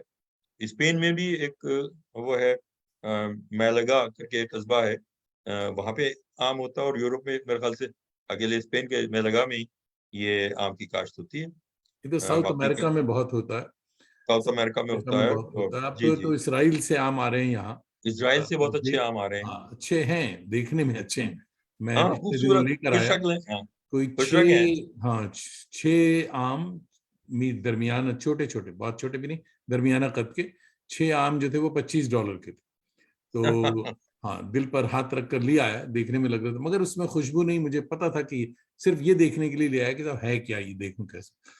आपकी बात तो पे मुझे याद आया कि मेरे बेटे ने कल शाम को ही चौसे के, पाकिस्तानी चौसे के, जिसमें डिब्बे 8 आम का डिब्बा, क्या? उसमें $60 का, हाँ ऑस्ट्रेलियन डॉलर, हाँ। $60 का मतलब तकरीबन 3200-3300 रुपए, इंडियन रुपीज, नहीं, वो यहाँ भी खरीदा। जो आम, इंडियन आम आ रहे हैं, पहले सिर्फ वो आता है अल्फांसो, हापुस जो जी है। जी जी अल्फांसो जी। मेरे हिसाब से यहाँ पहुंच के वो किसी काम का नहीं रहता। उसमें से हम्म 2 एक खराब हो जाता है, मगर बेपनाह महंगा। यानी अल्फांसो की जो छोटी सी केस है, उसमें वही हम्म 6 आम होते हैं या 8 आम होते हैं, वो पैंतीस हाँ, डॉलर $40 के होते हैं। और बिल्कुल बिल्कुल। जो आम तौर पे एक दफे बैगन फली जो आम साउथ का है, वो देखने में जी, बहुत आंध्र प्रदेश का, सुंदर, आंध्र प्रदेश हाँ का, जिसका नाम हाँ, बेनिशान है, बेनिश, असली नाम। तो उसे चांदनी के नाम से वो यहाँ देखा हमने। अच्छा हमने कहा भाई अच्छा, चांदनी नाम तो नहीं, ये तो बैगन फुली लगता है। तो बैगन फली वो है। भी 6 पीस जो थे $35 के, हाँ, यानी जानने वाले थे तो उन्होंने $5 हमारे लिए माफ कर दिया। उसके बावजूद वो फिर भी $35 बहुत बहुत महंगे था। थे। हाँ, लेकर आया। साल में एक आध बार ये एक्सपेरिमेंट कर लेता हूँ। अब बच्चे हंसते भी हैं कि भाई इसमें और वो मैक्सिकन के $10 वाले डिब्बे में क्या फर्क। हमने कहा जी भैया जी। तुम नहीं समझ सकोगे, मीठा दोनों, मगर इसमें जो बात है वो मैक्सिकन वाले में नहीं है। जी। उसकी एक तो वजह ये है भी है, हो सकती है और है, कि हमारी टेस्ट बर्ड्स जो हैं वो हम्म मीठे रसदार चीजों को ज्यादा पसंद करती हैं। हम्म। इसके बरखिलाफ जो अमेरिकन हैं या यूरोप के लोग हैं, उनके यहाँ थोड़ा सा वो कुछ खट्टी पुरुष, चीजों हाँ। को ज्यादा पसंद करते हैं, तुर्श चीजों को पसंद करते हैं। तो ये भी एक वजह हो सकती है कि चौसा उनके लिए कोई अच्छा आम ना हो, हमारे लिए बहुत अच्छा है। हम्म रटौल या अनवर रटौल पे हम जान छिड़कते हैं, हम्म। उसकी वजह है। रटौल और अनवर अल, रटौल का आपने मामला, हाँ अल्फांसो का जिक्र किया, मैं हाँ। अल्फांसो का एक उसका मुझे किस्सा याद आ रहा कि ये आम जो है, ये पहला वो था जो अ, एक वहाँ का एक वो था, जनरल था, जो पहला ड्यूक था गोवा का, अच्छा। 16वीं सदी में। जी, 16वीं सदी की शुरुआत है। 1510 से 1515 तक वो वहाँ का वाइसराय रहा, या उसका ड्यूक था। उसका नाम था अ, अफांसो दे एल्बुकर्की, अफांसो दे अल्बुकर्की। ये पोर्चुगीज नेम है, पोर्चुगीज था ये बाय बर्थ। और यहाँ इंडिया में उसकी डेथ हुई, गोवा में उसकी डेथ हुई। और यही इसी ने इंडियन ओशन में पोर्चुगीज इन्फ्लुएंस को बढ़ाया था।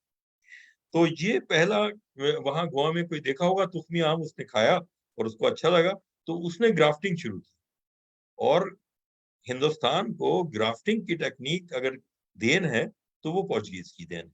अरे वाह। पोर्चुगीज ने ये 1509 1510 की बात है, जब वो यहाँ पे 1509 में गालिबन वो आया 1510 में। और उसने सबसे पहला आदमी था जिसने इस आम के, वहां तुखमी आम था, और उसके ग्राफ्ट तैयार किए और फिर उसको फैलाया। और फिर जाहिर है वो जहां जहां पोर्चुगीज इन्फ्लुएंस था, जहां उनकी कॉलोनीज थी, वहां भी वो आम गया होगा। और वहां कैसा हुआ, नहीं हुआ या नहीं हुआ, ये अलग किस्सा है। लेकिन वो पहला आदमी है जिसने ग्राफ्टिंग की होगी। और उसके बाद जो मुझे एक मैन्युस्क्रिप्ट का हवाला मैं आपको देता हूँ कि एक दारा शिको ने, हालांकि दारा शिको से पहले भी मुगलों ने ग्राफ्टिंग कराई, मतलब हुमायूं के दौर में भी हुई और जहांगीर के दौर में हुई सबसे पहले। तो दारा शिको ने एक मैन्युस्क्रिप्ट है उसकी, दारा शिको की नुस्खा नुस्खा दर फन्ने फलाहत, ओहो, क्या बात। नुस्खा नुस्खा दर फन्ने फलाहत, द आर्ट ऑफ एग्रीकल्चर। और ओहो। ये बाकायदा ये छपा हुआ भी है, अब तो वो अवेलेबल है। तो उसमें उसने ग्राफ्टिंग की बातें भी की हैं और ज़राअत के दूसरे मौज़ूआत को भी टच किया है। तो ये किस्सा था। और जहाँ तक हिंदुस्तान में, जैसे आप कहते हैं कि भाई आम का, जैसे मैंने बताया, काश्त तो 4-5 हज़ार साल से हो रही थी। लेकिन जो पहला कलमी बाग लगा, ग्राफ्टेड जो मैंगोज़ की वैराइटीज़ जो सबसे पहले लगी, तो ये कहते हुए मुझे सीना 56 इंच का होता जा रहा है मेरा, कि कि वो मेरे ज़िले में, यानी मेरी कमिश्नरी, मेरठ कमिश्नरी के एक ज़िला है मुज़फ्फरनगर, और मुज़फ्फरनगर का एक कस्बा है केराना। केराना में राणा जी। ये, जी, जी। तो ये 1618 के आसपास ये पहला कलमी बाग लगा। और इसको लगाने वाला कौन था? ये आपके जहांगीर साहब के बचपन का एक दोस्त था, और वो उस ज़माने में गुजरात का भी गवर्नर था और अवध का भी गवर्नर था, और हम्म। वो केराना का रहने वाला था। उसने ये बाग लगाया था। और जनाब ये वो बाग है कि जहाँ पे मुकर्रब खां उसका नाम हम्म। था, उस गवर्नर का मुकर्रब खां नाम था। और 1619 और 1620 में 2 बार जहांगीर यहाँ तशरीफ लाते हैं अपने फैमिली के साथ में, और आम खाते हैं और रहते हैं वहां पे। और इसका जिक्र उसके जहांगीरी में भी है। और इस पे बाकायदा एक पीएचडी थीसिस की अलीगढ़ के एक स्टूडेंट ने, अरे हमारे नदीम रजवी साहब के अंडर में। तो वाह। वो पहला कलमी बाग था हम्म। जो 17वीं अब सदी में लगता है। आप कलमी बातों बागों की बात कर रहे हैं, इसकी खुशबू मेरठ तक पहुंच गई। और हमारे जिगरी दोस्त हजरत असलम जमशेदपुरी साहब आ गए हैं।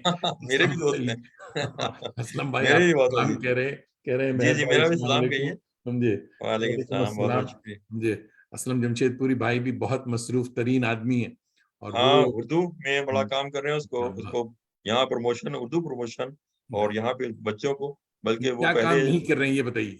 असलम भाई बहुत कुछ कर रहे हैं। तो ये बिल्कुल वो आपके मल्टी मुबारक फेसिटेड, कदम कि देखिए असलम जमशेदपुरी साहब आ गए। और बड़ी अच्छी। महमूद बड़ी हमारे तरबियत दोस्त मिली हैं। मुझे। जी, हाँ हाँ। जी। महमूद भाई देख रहे हैं न्यूयॉर्क से, कह रहे हैं ग्रेटफुल फॉर अमेजिंग एजुकेशनल आवारगी। थैंक यू वाह। महमूद भाई, बहुत बहुत शुक्रिया। और परवेज फिर कह रहे हैं कि साहब आम के बारे में बहुत खास बात की है आपने, समझे साहब। जी, और फातिमा खातून देख रही हैं, डॉक्टर फातिमा खातून कोलकाता से, और कह रही हैं बहुत उम्दा। सलाम भी कह रही, यानी आम मैं बहुत खुदा उम्दा। आदम। और सलाम अलैकुम आपको। तो जनाब वाकई बड़ी इंटरेस्टिंग बातें ग्राफ्टिंग से लेकर के और कलमी के उस तक बहुत ही अच्छी अच्छी बातें हो रही हैं।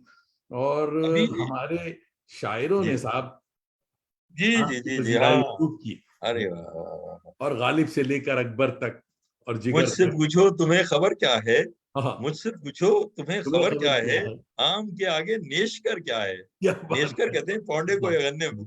वाह ये वाह वाह। उनकी, हाँ। तो उनका एकदम वो शेर याद आ गया मुझे, कि आम के आगे नेशकर क्या है, मुझसे पूछो तुम्हें खबर क्या। ये दर सिफत अम्बा करके एक 33 अशार पे मबनी एक उनकी एक मसनवी है। मसनवी और जी। इसका, जी, जी, गालिब की, और इसका किस्सा ये है कि बहादुर शाह के चौथे बेटे थे रम्ज दहलवी। रम्ज दहलवी के नाम से वो शायरी करते थे। बहुत शरीर जी। और हाँ, उनका फखरू मियाँ या मिर्जा फखरुल फखरू उनका, हाँ, फखरू जी, साहब। जी, जी, नाम था।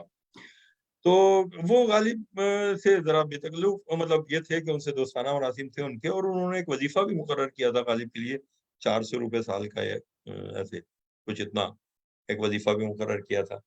तो गालिब को उन्होंने एक बार आम का एक तोहफ़ा भेजा, तो उसके जवाब में एक ये दिस वाज़ एन एक्नॉलेजमेंट, और एक शुक्रिया के तौर पर ये मसनवी उन्होंने लिखी थी क्या गालिब बात ने। है! हुँ, तो ये बड़ी दिलचस्प मसनवी है और इसमें बड़े प्यारे-प्यारे अशआर हैं सुनाइए, कि सुनाइए। हुँ, ना गुल इसमें न शाखो बरगो न न गुल इसमें न शाखो बर्ग न बहार, जब खिज़ा आए तब हो इसकी बहार। वाह! ये मसनवी का उसका शेर है।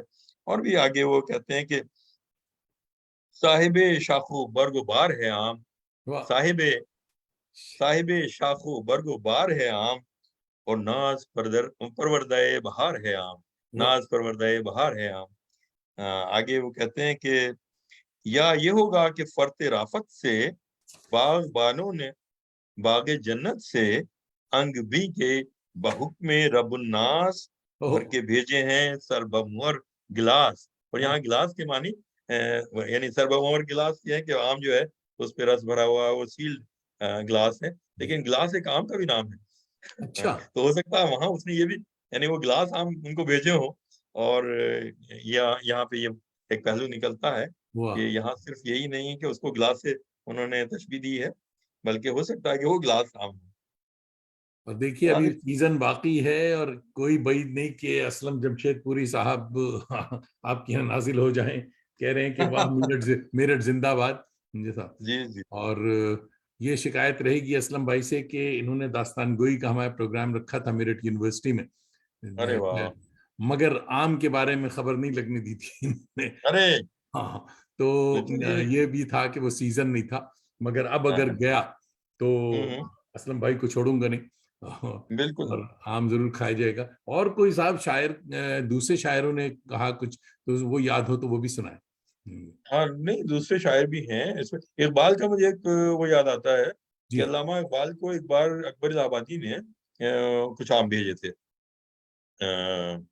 तो लंगड़ा के आम लंगड़ा जो होता है, वो भेजा था उन्होंने वहाँ से अकबर इलाहाबादी ने इलाहाबाद से। तो हालाँकि कई लोग उसको उसका उस शेर को समझते हैं कि अकबर इलाहाबादी का शेर है। शेर। लेकिन शेर और मेरी जो सोर्स है, वो इंतज़ार हुसैन का एक मज़मून है, जो हबीब ये आपके जमील जालिबी साहब, जो इकबाल के लेटर्स के ऊपर काम कर रहे थे, हुँ, उनके हवाले से उन्होंने एक मज़मून में लिखा है। और वो शेर उन्होंने बताया है कि ये इकबाल ने रसीद के तौर पर उस पैकेट की, जो लंगड़े का उनको मिला था, वो उस पे लिखा था। और वो शेर यूँ था कि असर ये तेरे एजाज़े मसीहाई का है अकबर, असर ये तेरे एजाज़े मसीहाई का मसीही है का है अकबर। अकबर। जी, और इलाहाबाद से लंगड़ा चला लाहौर तक पहुँचा। तो आहा! ये ये उनका वो था। वाह, वाह, वाह! अल्लामा इकबाल ने एक बड़ी प्यारी बात कही है कि खाने-पीने की चीज़ों में सबसे ज़्यादा कोई चीज़ अगर यानी जिसको वो सबसे ज़्यादा नंबर देते हैं, वो आम को देते हैं। और उनके बारे में उन्होंने लिखा कि आमों की कशिश, कशिशे इल्म से कम नहीं। आय ये हाय! अल्लामा इकबाल के अल्फाज़ हैं। अच्छा, आमों की कशिश, कशिशे कश्मीर इल्म से से कम कम नहीं। हुँ, और आगे उन्होंने ये बात भी वो कहते हैं कि ये मैंने बताया कि हाँ, आम ही सिर्फ़ खाने-पीने की चीज़ों में आम ही सिर्फ़ एक ऐसी चीज़ है जिससे मुझे मोहब्बत है। ये अल्लामा इकबाल के अल्फ़ाज़ हैं और इंतज़ार हुसैन ने उसको कोट किया है। एक उनके बारे में एक और लतीफ़ा मुझे याद आ गया कि एक वो अल्लामा को मना किया था डॉक्टर ने कि आप आम-वाम ना खाएँ, शक्कर का मामला कुछ रहा होगा। हुँ। तो वो उनके पीछे पड़ गया कि नहीं यार देखो आम तो मैं नहीं छोड़ सकता। और उन्होंने एक बात ये भी कही थी, एक जुमला उनसे मंसूब है कि भई आम ना खा के मरने से बेहतर है आम खा के मर जाए। वाक़ई मर गया। मैं तो भी यही कहता हूँ। हुँ, हुँ। तो इसलिए हम तो इकबाल के मतलब फॉलोवर हैं इस मामले में, बिल्कुल। होगा तो देख लेंगे। जी, तो जी। उन्होंने उन्होंने डॉक्टर ने मजबूर होके कहा कि अच्छा चलो 1 आम खा लिया करो दिन में। हुँ। तो उनके करीम बख्श या क्या नाम था उनके मुलाज़िम का, उससे उन्होंने कहा कि भई बाज़ार में जाओ और जो सबसे बड़ा आम हो, वहाँ से वो खरीद के लाओ। अच्छा। तो अल्लामा इकबाल का ये मामला था कि वो करते थे। अच्छा साहब, अच्छा शायरी साहब, से परे, हाँ, आप बताएं बताएं नहीं आप। शायरी पे और भी अभी मसाला हाँ मुझे याद है हाँ। कि हमारे हजरत अमीर खुसरो, उनको हम हम्म। कैसे बोल सकते हैं, कि उन्होंने आम को अपने फारसी उसमें जो उनकी तहरीरें हैं उसमें नज़ तरीन मेवाए हिंदुस्तान कहा, वाह। फेयरेस्ट फ्रूट ऑफ इंडिया, हम्म। नज़ तरीन मेवाए हिंदुस्तान, और फखरे गुलशन भी कहा आम फखर को। गुलशन का, जी हाँ। जी जी, फखरे गुलशन भी कहा। हम्म। और उस पे उनकी एक बड़ी प्यारी जो है वो एक यानी जिसको कहते हैं कि वो है पहेली, कि बरसा बरस वो देश में आवे, बरसा बरस वो वो देश देश में में आवे, आवे।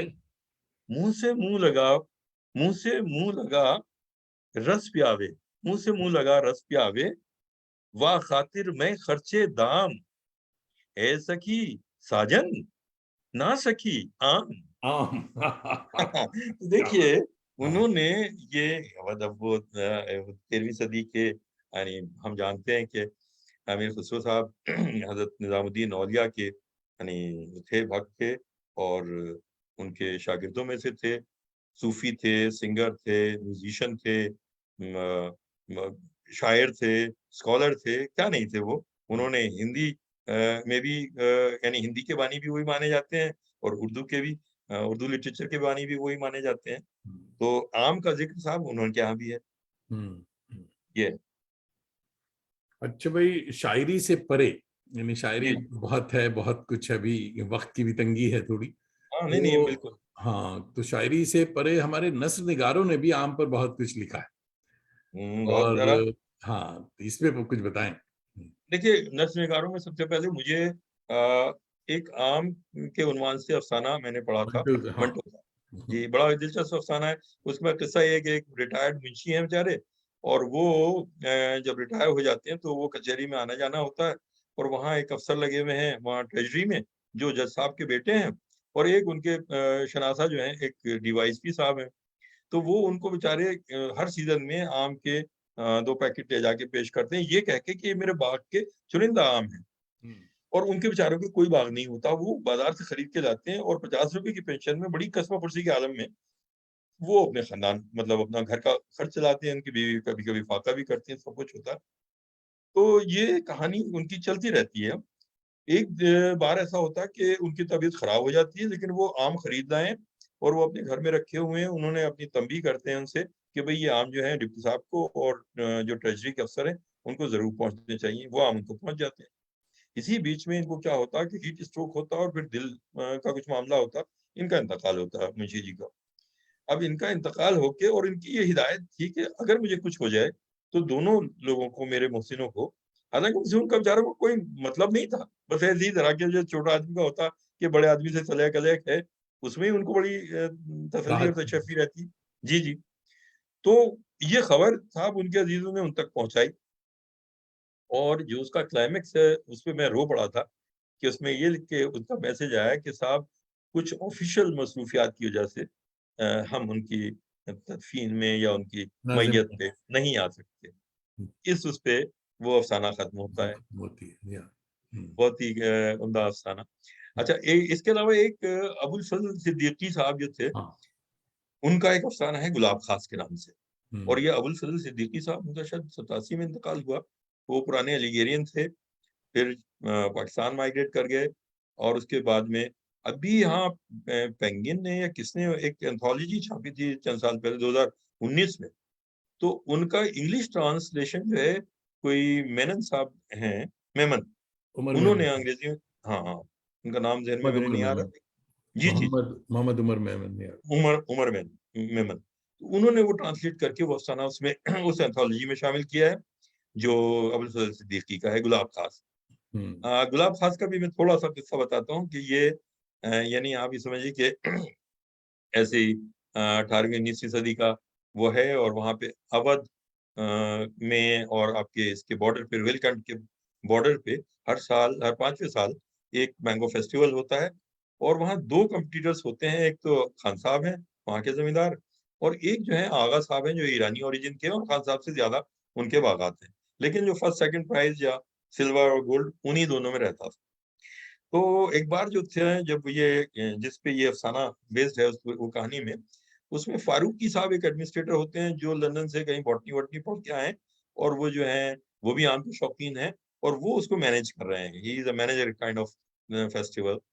तो उन्होंने वो जो एंट्रीज आती हैं, तो खान साहब की एंट्री भी आ गई, फलां साहब की आ गई, और आगा साहब की आ गई, और दूसरे बंगाल से कुछ आ रहे हैं, कुछ कहाँ से आ रहे हैं, मुख्तलिफ हिस्सों से एंट्रेंस उसमें रहे। तो एक एंट्री वहां पे खान साहब और आगा साहब के बीच, जमीनों के बीच में एक लंबी सी पट्टी है, छोटी सी, जिसमें एक माली गुलाब की खेती करता है, गुलाब के पौधे लगाए हुए, और यहीं पे वो और उसकी बेटी ने कुछ आम के पौधे भी लगा रखे हैं।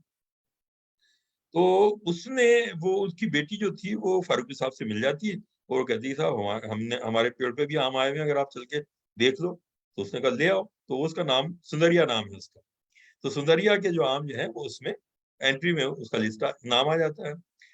और जब वो सारे वो होते हैं कि साहब उसमें के एक्सटर्नल और इंटरनल उसकी जो क्वालिटीज हैं आम की, वो जो देखी जाती हैं, तो खान साहब का आम या और किसी आगा साहब का, सब पे चढ़ जाते हैं, और सुंदरिया के आम को दोनों अवार्ड मिल जाते हैं, गोल्ड भी और सिल्वर भी।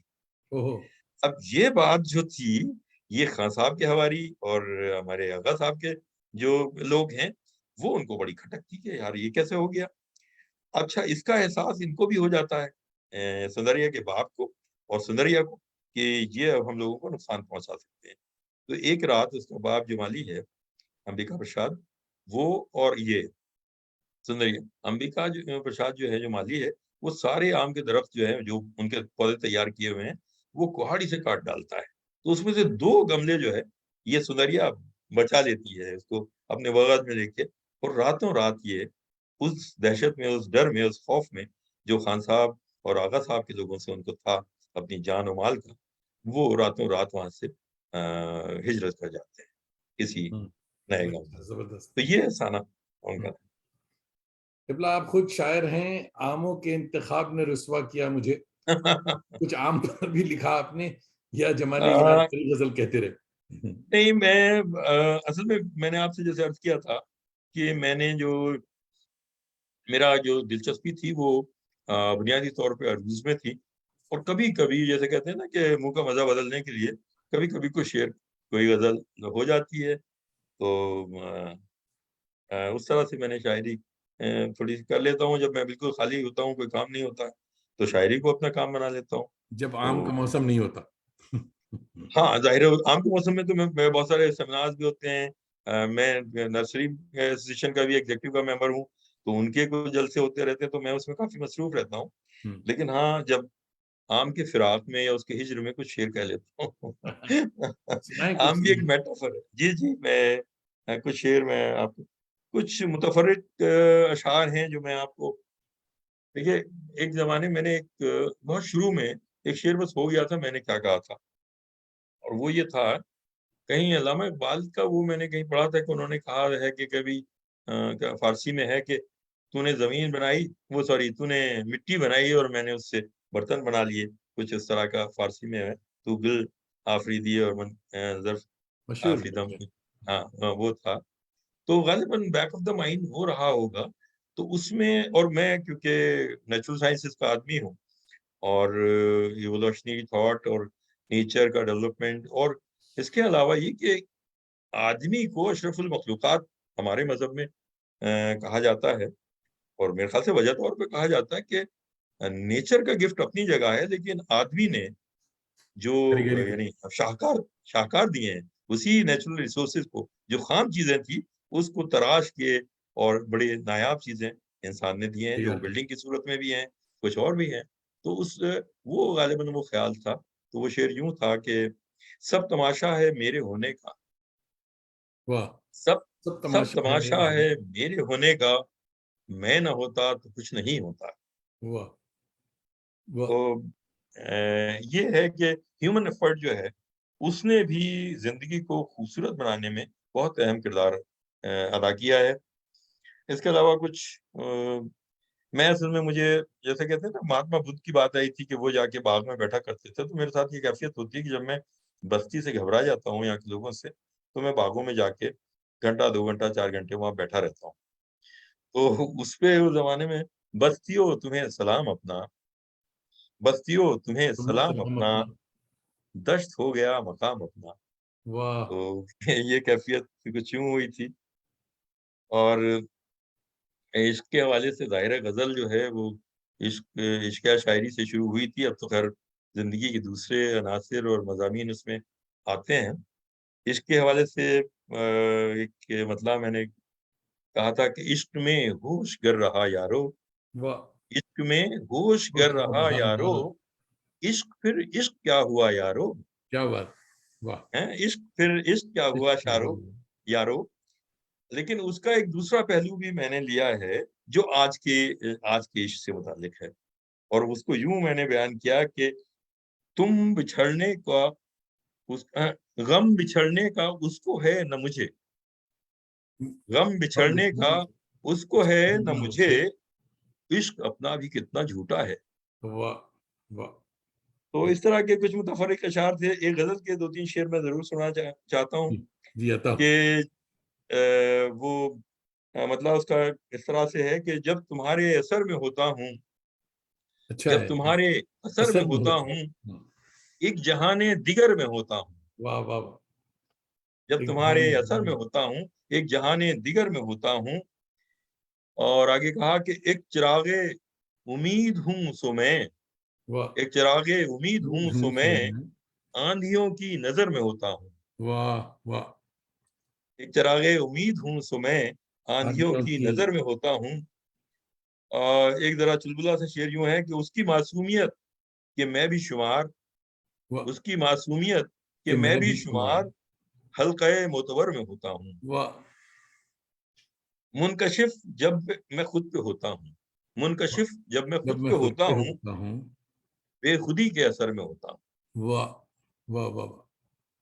और आखिरी शेर कुछ यूँ था कि आसमाँ तेरी जुस्तजू है मुझे, हम्म, आसमाँ तेरी तेरी जुस्तजू है जस्तजू मुझे, है मुझे। सो हमेशा सफ़र में होता हूँ। वाह वाह वाह वाह, अच्छा शेर है साहब। सो हमेशा सफर में होता हूँ, क्या बात, तो वाह वाह। हमेशा सफ़र में होता हूँ। वाह। अ, और एक बहुत कुछ उस तरह का है, वाक़या कोई ख़ास नहीं, हम्म, वाक़या कोई कोई ख़ास खास नहीं, नहीं। आज दिल बस उदास नहीं। वाह वाह, अच्छा शेर। आज बस मैं दिल उदास नहीं। 2-3 शेर और मैं आपको सुनाना चाहूँगा, जो जी जी। लंदन में एक शाम में मैंने लिखे थे 2 बरस पहले कि दश्ते तन्हाई मेरा, शहरे शनासा मेरा, वाह। दश्ते तन्हाई मेरा, शहर। शहरे शनासा मेरा, गुलशने वस्ल मेरा, हिज्र का सहरा मेरा। और शाख कहती है हवाओं से कि रहने दो इन्हें, वाह वाह वाह। शाख कहती है हवाओं आवाज। से कि रहने दो इन्हें, जर्द पत्तों से भी है खून का रिश्ता मेरा, वाह। जर्द पत्तों से भी है खून का कौन रिश्ता फरिश्ता मेरा। है? और यादें लोबान जला जाती हैं चुपके से यहाँ, वाह। यादें लोबान जला जुबान जला जाती हैं जाती हैं चुपके चुपके से से। यहाँ, शाम होते ही महक उठता है कमरा मेरा। वाह वाह वाह वाह वाह वाह, बहुत अच्छा है, बहुत अच्छा। तो ऐसे ही बस नहीं शेर हो जाते हैं, या मैं जब मेरा खालीपन होता है जी उसके जी। लिए हम्म। ये एक तो एक्टिविटी होती है। हजरत, आ, हम्म लेकिन आमों के मुतालिक कुछ बातें रह गई हैं, लेकिन हम्म। अगर आपके पास वक्त है तो हम आम पे और गुफ्तगू कर सकते हैं। अ, वक्त थोड़ा कम है। नहीं, हाँ, चलिए। वक्त नहीं है, मगर बड़ी जबरदस्त बातें हुई हैं। जिगर महरे आलम खान भाईजानी, आपका तहे दिल वाह। से शुक्रिया कि आपने न सिर्फ अपना कीमती वक्त दिया, बल्कि हमारी अमिया मालूमात में मजीद इजाफा किया। ये और बात है कि मगरिब के साथियों का दिल भी खूब जलाया। काश मैं भी पिछले सफर में मेरठ का मुबारक सफर करता और आपके सतरंगी बागों का मजा उठाता। खैर, अगली बार। आम जिंदा सोहबत बाकी। साहब, वाह वाह। अगर अगर कोई, साहब ये, और दोस्तों आप सबका भी फर्दन फर्दन शुक्रिया कि हर शंबा की शब सैटरडेज आप मेरी आवारगी को वकार बख्शते हैं, साथ ही अपनी मोहब्बत और दोस्ती का भरम भी रखते हैं। अपने दोस्तों अजीजों को भी आवारगी पे राग़िब किया करें कि हमारे यूट्यूब चैनल को सब्सक्राइब भी करवाया करें कि दिल को दिल से राह और चराग से चराग तादेर रोशन रहता है। अगले हफ्ते 6 अगस्त 2022 आपकी मुलाकात मेरे नौटंकी कबीले के दोस्त और मारूफ theatre activist professor Mohammad Kazim से होगी, दिल्ली यूनिवर्सिटी में होते हैं, और उनकी गुफ्तगू से इस्तेफादा करने के लिए ज़रूर शिरकत करें। और एक आखिरी क्लिप मैं दिखाने जा रहा हूँ मेहर भाई की इजाज़त से, आम के प्लीज। मुतालिक, तो आप सब भी इसका मज़ा लें। तो अब तो जाते हैं बुतकदे से मीर, फिर मिलेंगे अगर खुदा लाया। नवाजिश खुशबाश। खुशबाश, बहुत सलाम तो मेरा भी। देखिए साहब, ये देख लें जरा सा तो। जी।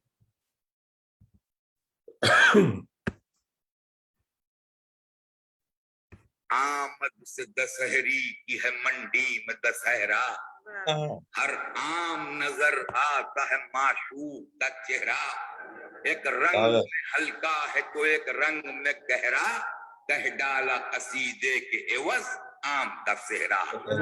खालिक है मकसूद के मखलूक मजा ले, वो चीज बना दी है कि बुढ़ा भी चबा ले। वो चीज बना दी है बुढ़ा भी चबा ले। और फल कोई जमाने में नहीं आम से बेहतर, करता है सना आम की गालिब से सुखनवर। इकबाल का एक शेर कसीदे के बराबर, वो छिलकों का भिनक लेते हैं सागर से फटीचर। वाह, वो भिनक लेते हैं सागर से फटीचर वो लोग जो आमों का मजा पाए हुए हैं बौराने से पहले। बौराने से पहले वो बौराए हुए हैं। बहुत से लोग आम नहीं खाते कि नफरत है जिसे आम से, वो शख्स है बीमार। लेते हैं शकर आम से अक्सर लबो रुखसार, आमों की बनावट में है मुजमर तेरा दीदार। बाजू वो दशहरी से वो कैरी से लबे यार। जामो सुबह खुम कहाँ आंखों से मुशाबे, आंखें तो है बस आम की फांकों से मुशाबे। और ये नज्म का आखिरी बंद जिसके लिए नज्म गई, ये क्या बात है आमों की हूँ देसी के विदेशी, सुर्खे हूँ सरौली हूँ के तुखमी हूँ के कलमी, चौसे हूँ सफेदे हूँ के खजरी हूँ के फजरी। एक कुर्फ कयामत है मगर आम दशहरी, फिरदौस में गंदुम के वज आम जो खाते, आदम कभी जन्नत से निकाले नहीं जाते। वाह वाह वाह वाह, बहुत अच्छे। बहुत अच्छा।